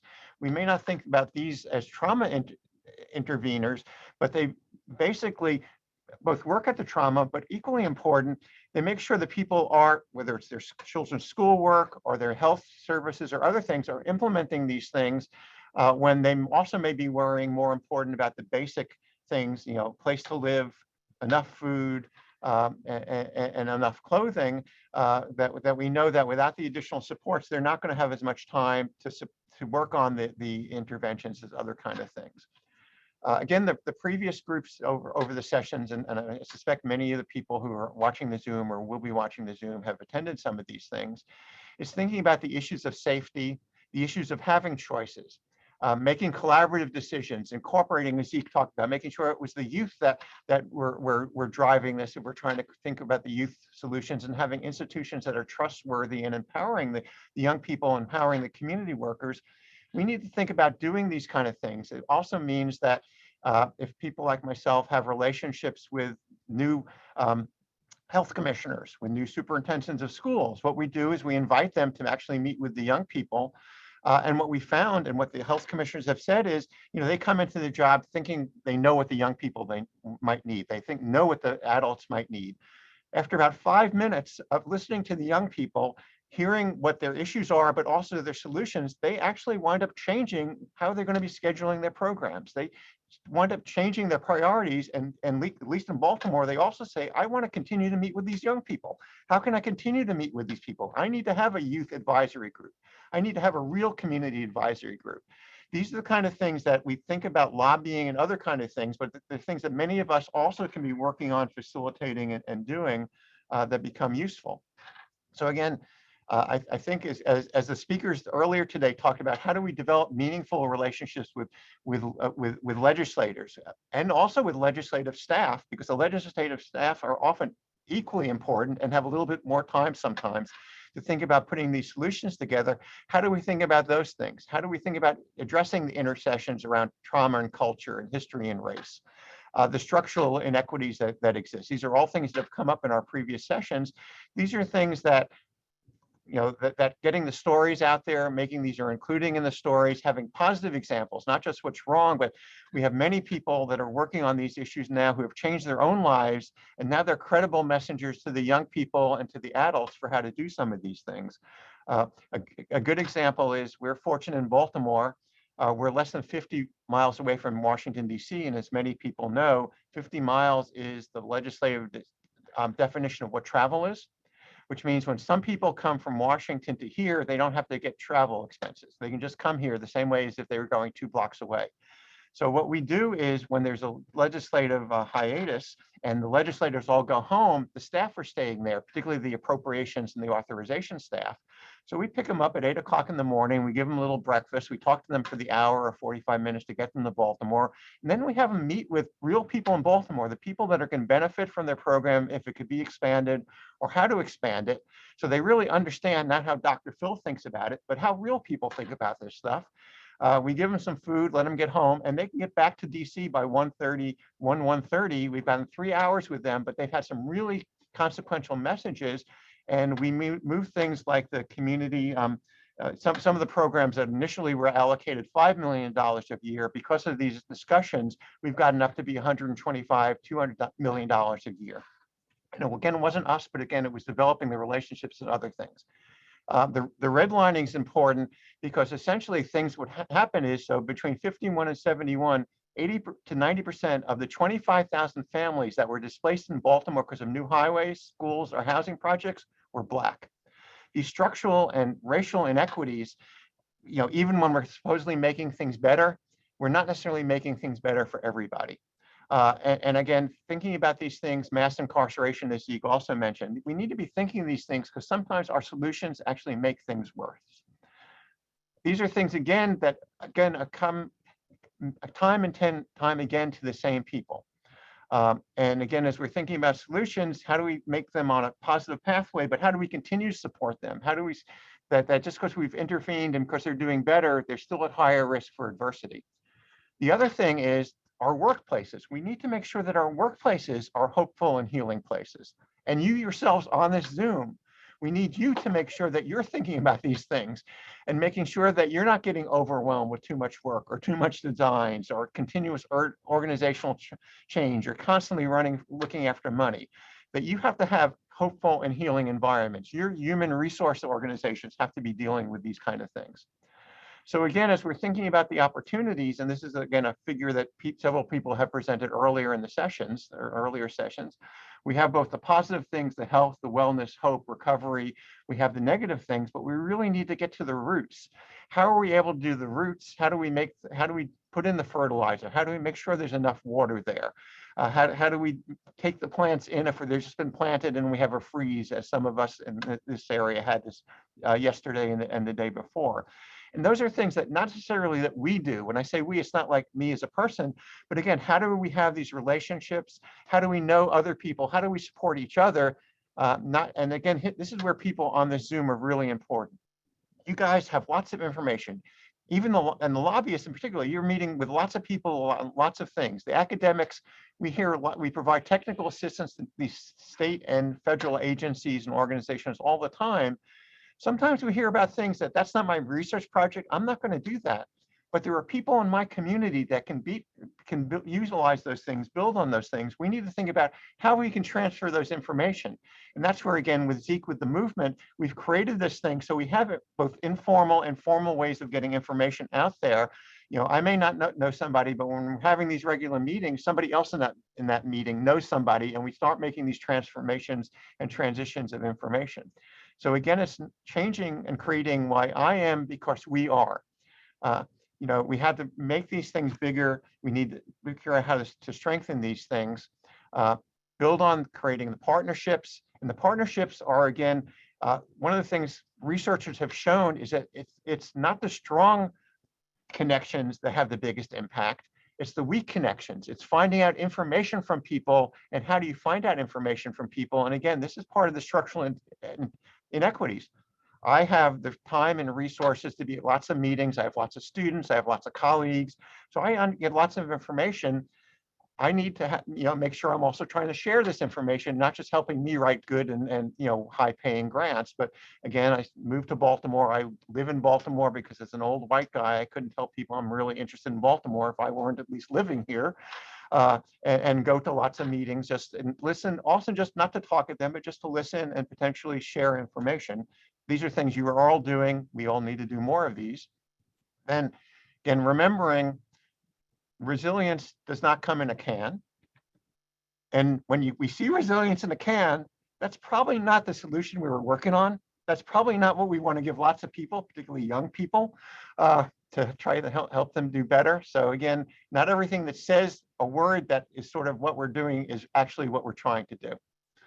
Then also where we work, so this is Johns Hopkins Hospital, and I got them interested because we showed that within a quarter mile, there were 24 victims of shootings or homicides just within a quarter mile. This is where people go to get their cars, park their cars. This is where people go to eat.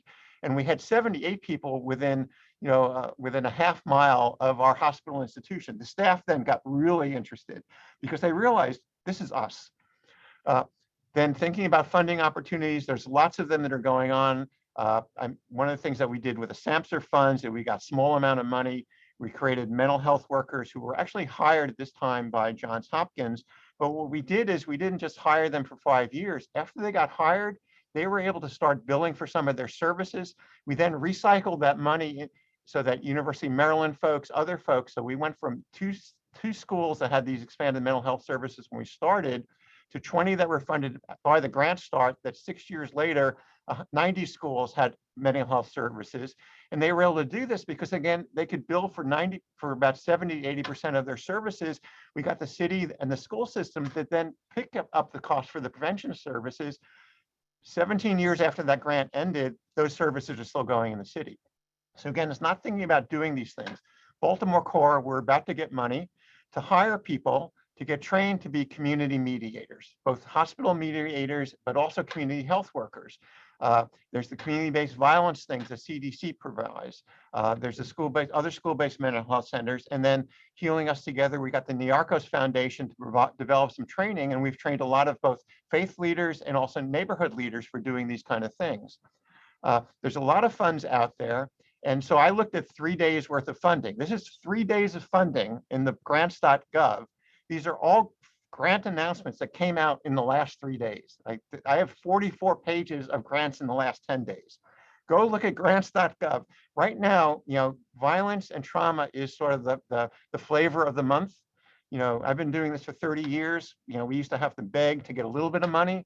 Right now, there's funds out there, but if everybody puts this funds into its own silo and we don't get collective impact of this, we're not going to be able to create these systems as the collaborations that these groups that we're dealing with today and who've organized this are trying to do, the coalitions. We really need to figure out how to braid these funds, use these funds to continue. But right now there are some funds out there, and there's lots of funds out there. How do we facilitate the people in our own communities who are best able to use these funds? Not that myself or any of us on this course, on this particular thing, could be able to do it. And again, these are just examples of things that came out literally in the last 3 days. And some of them are like hundreds of millions of dollars. They're a lot of money out there. So we need to stay grounded. We need to be working together. No one can do everything, but everybody in our community must do something if we're really going to be dealing with the trauma and reducing the trauma and its impacts. Thank you. If there's something I can be doing to be of assistance, please just contact me. Let me know. Outstanding, Phil. You have really just put your heart and soul into this work, and there are results, and providing community voice has just been absolutely essential in all of the work that you've done in Baltimore and beyond. And I will mention to the attendees here that Phil has attended, from what I know, every one of these workshops. There was one that he had to step away from because a shock trauma surgeon was shot. And he is very involved in all of this, and he ran to determine ways in which he can help, because he does have so much connection in the community. So thank you so much for that presentation. It was outstanding. Everybody's jazzed. I have to say, everybody's jazzed. And I agree with you. Everybody needs to do something. My mother always said, you're either part of the solution or you're part of the problem. And so I just noticed there's a comment in there about advocacy in rural areas. There are actually several of the funds that just came out in the last 3 days actually were allocated for rural areas.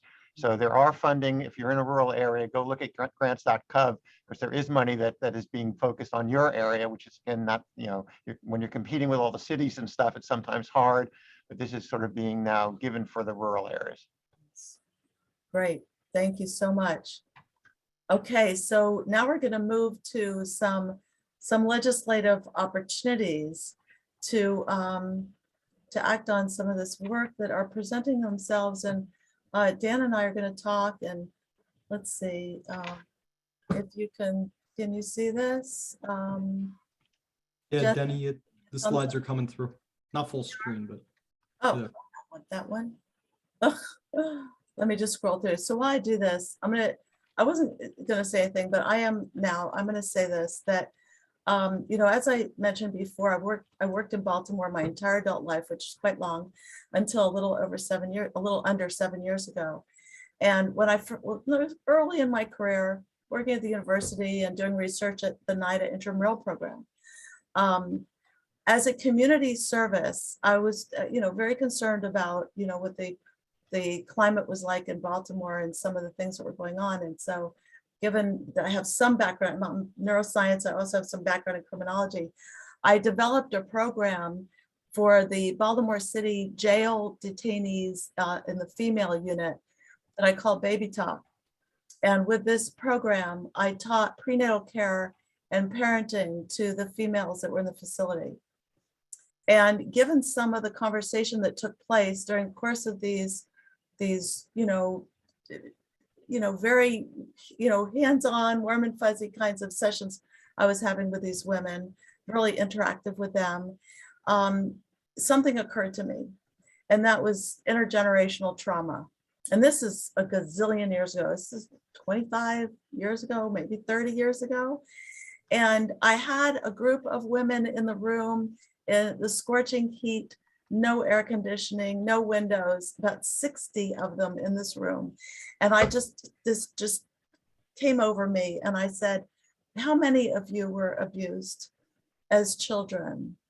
And a few of them raised their hands. And I thought, oh, that's not what I'm hearing.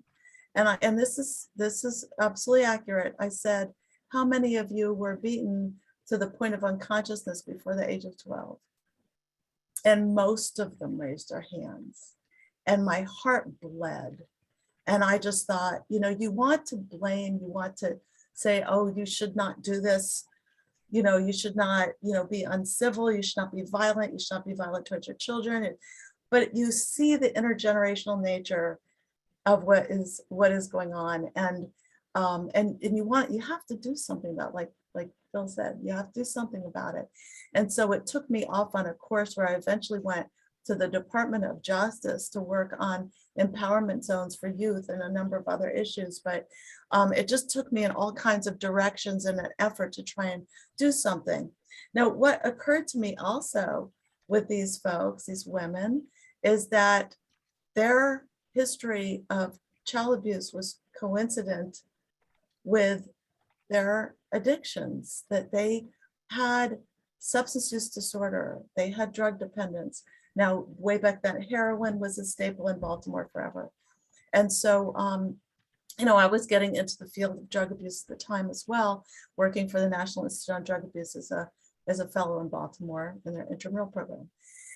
From the neuroscience perspective, but always having the social context in mind. And so what I determined, is that this had to be part of what I incorporated into my career in neuroscience. What are the social influences that impact on the brain to lead to these outcomes, and how can we reverse it and instill the resiliency that is there. And so, I'm just going to point out that ACEs and drug abuse are very tied to one another, that we see here in this with an ACEs score of greater than 5 in white in this graph, that it just jumps up in terms of the extent to which they have had problems with drugs, very much related to their ACE score. And as you can see to the left here, the extent to which they experienced emotional abuse, physical abuse, sexual abuse, emotional neglect, physical neglect is well over 30% in these populations.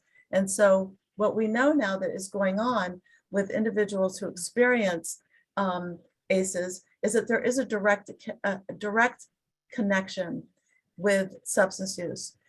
Many of you may have seen this slide by Charles Nelson. It's out there in the circuit, and what we know is that these psychosocial adversities are embedded in our biology, and that it changes the nature and the extent to which the brain develops through the course of childhood and adolescence. And adolescence is very protracted, almost until the age of 30, and that it has these effects on the way the brain develops, and also it affects our immune system. It causes inflammation, which is a hallmark feature of many of our chronic diseases. It affects our sympathetic system, which means that it alters our stress physiology. The epigenetics, we know epigenetic modifications are caused by adversity. And I will mention that these mechanisms are malleable. They are not static. It's not that you get these impacts from stress and trauma and there's no way to ever change it. That is untrue.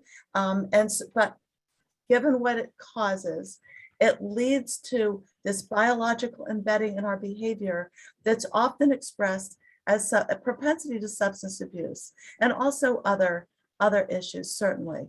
And so we also know that the specific impacts of stress and abuse and trauma on the brain affect the brain's reward system, the structures that are actually responsible for the reinforcing effects of drugs.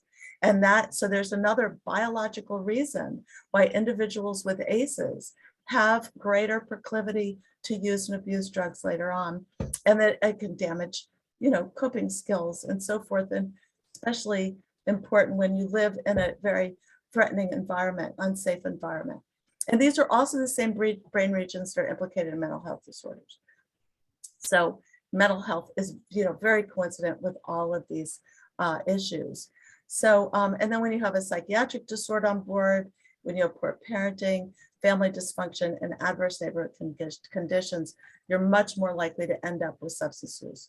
This is just aggregated brains showing children with no maltreatment and lots of rich nodes connecting the front of the brain to the base of the brain and the middle of the brain, which is indicative of really strong, good self-regulation. And the maltreated brains, these are brains, plural, where you have a paucity of connections between these areas and therefore poor self-regulation. So the brain is plastic, we know, for the better or for the worse, but again, importantly, for the better, because if we can engage systems and policies that provide nurturing neighborhoods and relationships and nurturing environments overall, then we can really reverse this situation. And that's what we're all talking about here. Substance use is just one issue here. And so we know that early intervention can help to strengthen these mechanisms that have been, delayed or even damaged from stress, but it's malleable. It's not lost cause, right? And so what we need, and that I've indicated here as a policy relevant scientific finding at the bottom that I want to point out here, is if we have an integrated system of healthcare, behavioral health, and substance use services all together that are managed by and accountable to local communities and supported by state and regional resources, that has the greatest potential to significantly reduce the substance use disorder issue that we are seeing an uptick in the COVID pandemic and throughout the opioid use epidemic. We have interventions that work across the developmental spectrum. I won't go into this. This is from the National Academy of Sciences report. And now there are these really key, fundamental, and exciting, really, opportunities for systems change by using wisely the pharmaceutical settlement monies that are about to hit in the billions of dollars are about to hit local communities. And it's so important that our local officials know how wisely to use them in collaboration with their communities, give community voice to all of this, and to be able to use The menu of programs that we have that are, if not evidence-based, are promising, that they are identifying at-risk youth and at-risk conditions, perhaps even more importantly, that we're able to intervene early through these pharmaceutical settlement monies that will enable us to help avert trajectories away from substance use ultimately, that promote the evidence-based investments in technological assistance and a plan, like an implementation plan, so that we can continuously monitor how these interventions are being rolled out, that there's strong community level support, existing infrastructures, so that we have a coordinating body that can oversee it, and that we are able to engage an informed and capable workforce. And so on our end, I'm working with the state of North Carolina. We've developed a blueprint, if you will, for local officials to know how to engage with the community and identify what practices are likely to work and where they can get scaffolding, where they can get support for coordinating all of this, the infrastructure that's needed. And we're also working at the national level with ONDCP, with SAMHSA, and with the CDC, so that we can be sure that we're doing something that is trauma informed, given these integral connections and relationships, and that we have a prayer that this is going to work through these integration of systems. Okay, and so now I'm going to hand it over to Dan, who's going to talk more specifically about the legislative opportunities that he is availing us of.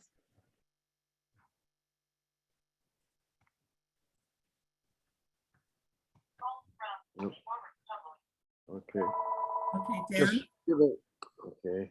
Right. Enable it. Okay, there we go. Thanks, Denny. In 2018, Congress passed the Support Act to address the opioid epidemic. And there wasn't a section in it to address prevention. And now 4 years later, we're facing another epidemic with, I think, 100,000 deaths this past year because of it. We need to focus on prevention as well as treatment. So CTIP has put together a draft piece of legislation to promote prevention in connection with opioid use disorder. It requires funding, but the funding is there from the settlement of the opioid legislation. What we're hearing is the money is going out, and every state is taking a different approach. Some is going to be determined by the legislature, some by the governor, some by the attorney general, some just going to be thrown out to the local communities. We saw what happened with the tobacco settlement, where the money never really ended up solving the problem. And what we're recommending is that states, I'm sorry, my cat here wants to get into the act. Recommending that states take control over the settlement money and they adopt comprehensive legislation that takes trauma-informed approaches to resolving the opioid use disorder problem. And what does that legislation involve? It's the components that Denny just laid out. First, there needs to break down the silos and has a need for an integrated approach. And so we're recommending that the states create an interagency council on opioid use disorder and trauma, and that its mission is to pull together all the different components, whether it's state or local, that can have a role in prevention and develop a comprehensive strategy. It's the healthcare system, it's the education system. Go away, go away, go away. The legal system, the justice system need for a comprehensive approach. So it creates an interagency council. Those of you who have been involved in it may have worked with in the homeless area. There's an federal interagency council on homeless, and then many states have adopted interagency council on the homeless. And it has been very effective in pulling together the different agencies and breaking down the silos. Secondly, there needs to be a community effort. The work needs to be done at the community level, and it needs to be done in an integrated fashion. So the second thing the legislation does is take some of the money that's coming in and provides for grants to local trauma-informed substance abuse coalitions to develop local strategies to implement trauma-informed programs. Third, it targets some of the areas that are the highest, most, I guess, the low-hanging fruit for addressing trauma. One of those is schools. As Denny just indicated, the adolescent population is particularly vulnerable, but it's also particularly susceptible to treatment, to learning resilience techniques that will keep their trauma from driving them to drugs. So it provides grants to schools to create trauma-informed schools to teach kids how to regulate their behavior so their trauma stress doesn't drive them to find solutions in drugs or all the other problems we know are caused by trauma. And a third area is the prisons. We know that something like 60% of the prisoners and people incarcerated suffer trauma. And if the trauma is not treated when they go back out on the street, when they're released, one of the things we know they're going to do is turn to drugs again. So it also provides grant funding to prisons to implement peer trainers to become trauma-informed program. In one of our earlier workshops, we had a great presentation by Dr. Stephanie Covington about the peer counseling program she's implemented in prisons that does the same thing that these programs in the high school do. They teach the people incarcerated how to regulate their trauma, and it reduces violence in the prisons, and it reduces recidivism, and it will reduce the drug use by those formerly incarcerated people. So the legislation really creates a structure at the state level to create a coordinated, integrated strategy that recognizes if we're going to reduce trauma, we're going to reduce opioid use, we need to work on prevention really at two levels. One is prevent ACEs among the next generation. And I'm sorry, it's almost feeding time. Prevent trauma among the next generation, but also among those who have already suffered trauma, to help them teach regulation skills so that they don't resort to drugs as a way of dealing with the stress that trauma caused. So create an integrated statewide strategy and then provide funds to local trauma-informed community groups, funds to schools, funds to prisons, and it has an evaluation component in there so that we can track what effect the legislation is having on reducing opioid use. And it involves monitoring to make sure that the money that is granted to these different entities is used properly. I think Jesse's going to put a copy of the draft legislation on the in the chat room. There are going to be a lot of people out there trying very hard to get their hands on the money. The treatment community is going to say the money should all go to treat those people who have already suffered or already suffering from trauma, from opioid use.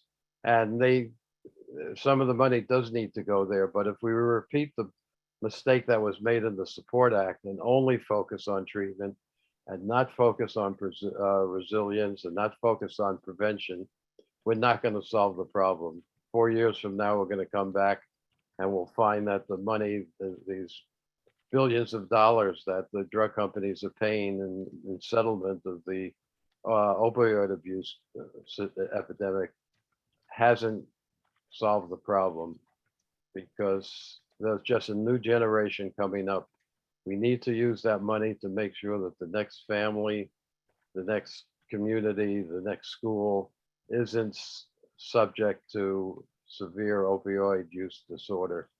And that means prevention and resilience. So it's going to take a lot of advocacy, local groups, statewide groups arguing that this money needs to be spent in a trauma effective way, in a way that reflects the science, and that we don't repeat the mistake we made 4 years ago. So each one of you can play a role in trying to persuade your local state legislature, your local mayor, your local city council, that they need to take the money that's coming, or at least a good portion of the money that's coming down, and put it to work for prevention, put it to work for resilience training, and thereby make sure that we're not simply treating problems that already occurred, but that we're also preventing, again, the next generation from suffering from opioid use disorder. It's great that we have all that money out there, but as we saw with the tobacco settlement, it didn't do as much as it could have to reduce tobacco use. We need to make sure that the settlement money for the opioid use disorder really helps to knock the legs out under the problem. And that involves a trauma-informed approach that focuses on prevention and focuses on resilience. So, Jesse, did you put the? Yeah, I put it in there twice. Okay, great, thank you. And if you have any questions about it, you want any help, just contact CTIP and we'll do what we can to help you develop a strategy, put together all the great advice you got today on how to approach your legislators, how to use stories, how to use science. And this is a piece of legislation that's right in front of you and needs to be enacted if we want to prevent another 100,000 people from dying from substance abuse disorder. So thank you, Jesse. Denny, turn it back to you. Thank you, Dan. As we wrap up this wonderful series, and we will be out of here as quickly as possible, we wanted to do a quick awards recognition, I'll call it, for what we're calling our Advocates of the Year. And you'll see that I have 2 awards here that I will put back down on the desk so that I do not break them, because that would be very bad. That would be awful. I wrote a 1-page quick script to try to make this as quick as possible. And so that way I don't drone on, which I can certainly do, as you can tell from the fact that I haven't even started the script yet. So I'll just start reading. The national movement to prevent trauma and foster resilience continues to build because of the hard work of the many thousands of advocates around the country. We all come to this work for countless reasons, personally, professionally, spiritually, and otherwise. We want to recognize the incredible work and passion of the many advocates that continue to grow momentum as we work toward a trauma-informed, prevention-focused, healing-centered, and just society.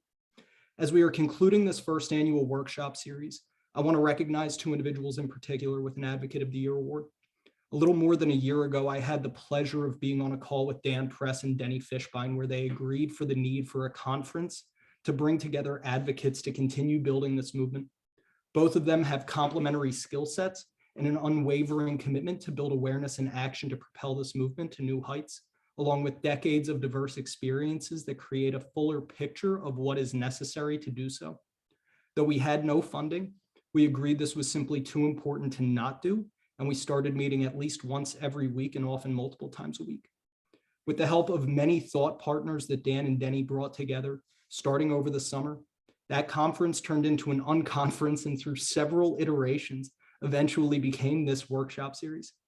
Leveraging the depths of our collective network, sometimes multiple degrees removed, experts that could outline the breadth and depth of relevant work going on all over were brought together to make this information easier to access without cost being a barrier to anyone who wanted the information, which was not only available in real time for folks, but will continue to be built upon and live forever on the internet. The commitment to trauma-informed principles, access, equity, inclusion, and ongoing learning throughout this process has been humbling to witness. There are so many areas and opportunities for improvement as we begin working toward the second annual workshop series, and I can't wait to continue learning alongside and from the members of this diverse movement.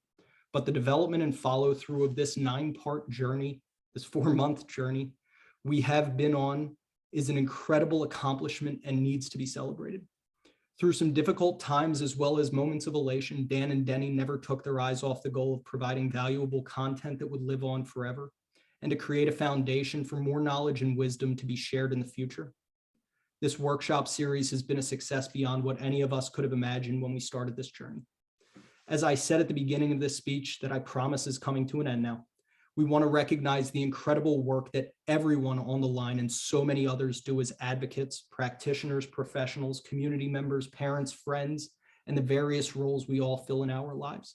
But it is my pleasure to recognize both of you, Dan and Denni, with these awards. I will get them to both of you and want to give you an opportunity to say whatever you want to, but just want to say first, thank you for the work that you've done, continue to do, and for the humans that you are. So I'll step aside, let you say whatever you want to say as we close out. And then I'll put the breakout room link in the chat after Dan and Denni have the opportunity to speak.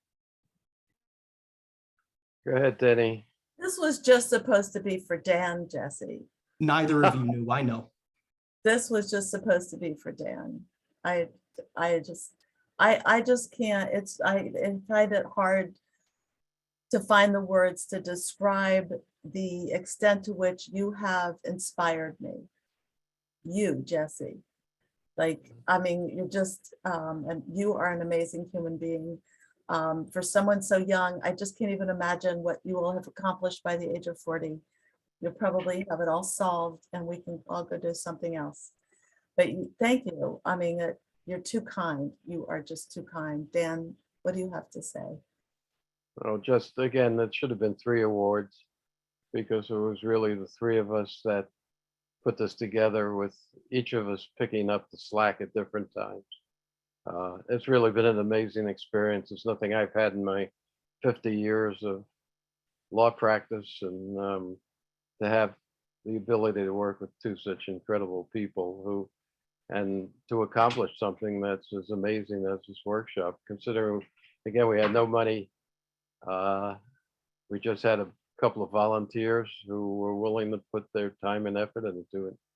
So this is just wonderful, and thank you for the award, and thank you for the opportunity to work with the 2 of you. I want to thank you both. Dan, you've been really the, such a godsend here in all of this, just really spurring us on and really being brains. I would keep saying the brains behind the brawn, but I probably shouldn't say that.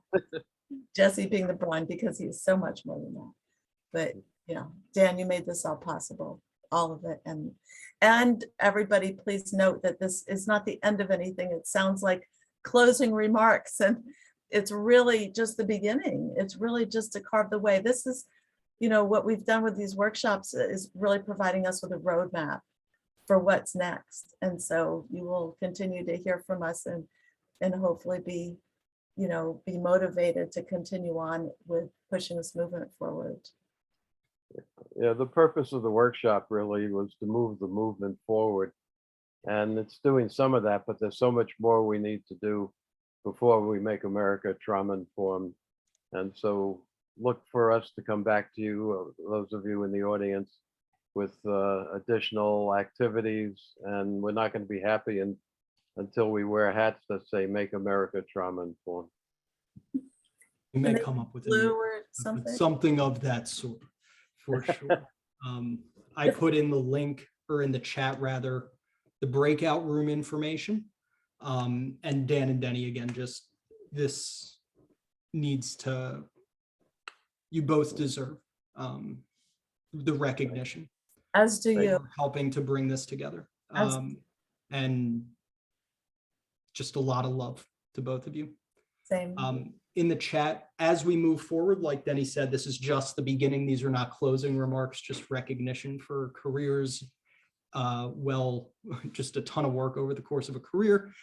that's still going on, as well as the work over the last year to launch this workshop series, which will happen recurrently year after year. I also just want to let folks know that we are supporting an initiative called We Heal Us, which I just put a link to in the chat, which is trying to make the month of May recognized as Mental Health and Trauma Informed Awareness Month as the next step.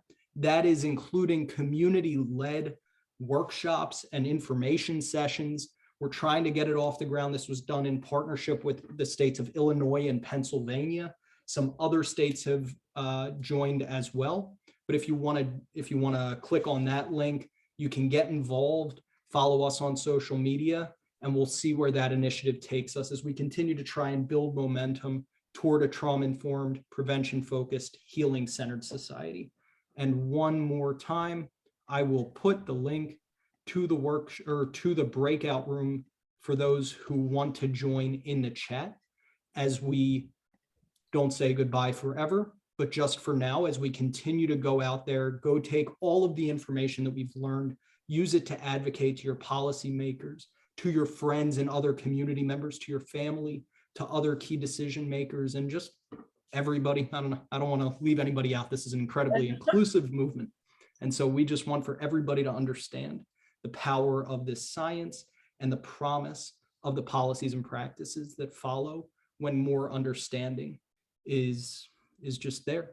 And so thank you, Dan and Denny. I'll turn it over to you for final words before I hop over into the breakout rooms. One last word. I think one of the clear messages we've gotten from the workshop is people are really hungry for a trauma-informed community, and CTIP and NPSC are going to, along with PACES, are going to work as hard as we can to allow the community that's been created by these workshops to build, get stronger. So we will help develop a trauma-informed America as a community together. But it's been wonderful getting to know all of you and becoming a community with you. So thank you for joining us and for your active participation. I've never seen the chat box quite as active as it has been on these workshops. So thank you all. I feel like everybody's really gotten to know each other, all several hundred of them. Yes, so. Thank you all so much. Thank you. Yeah, we will be back. We're not going anywhere. Yep. And thank you both. Thank you. Thank you, Dan. Thank you, Denny. This was all. I cannot believe that it happened. That's amazing.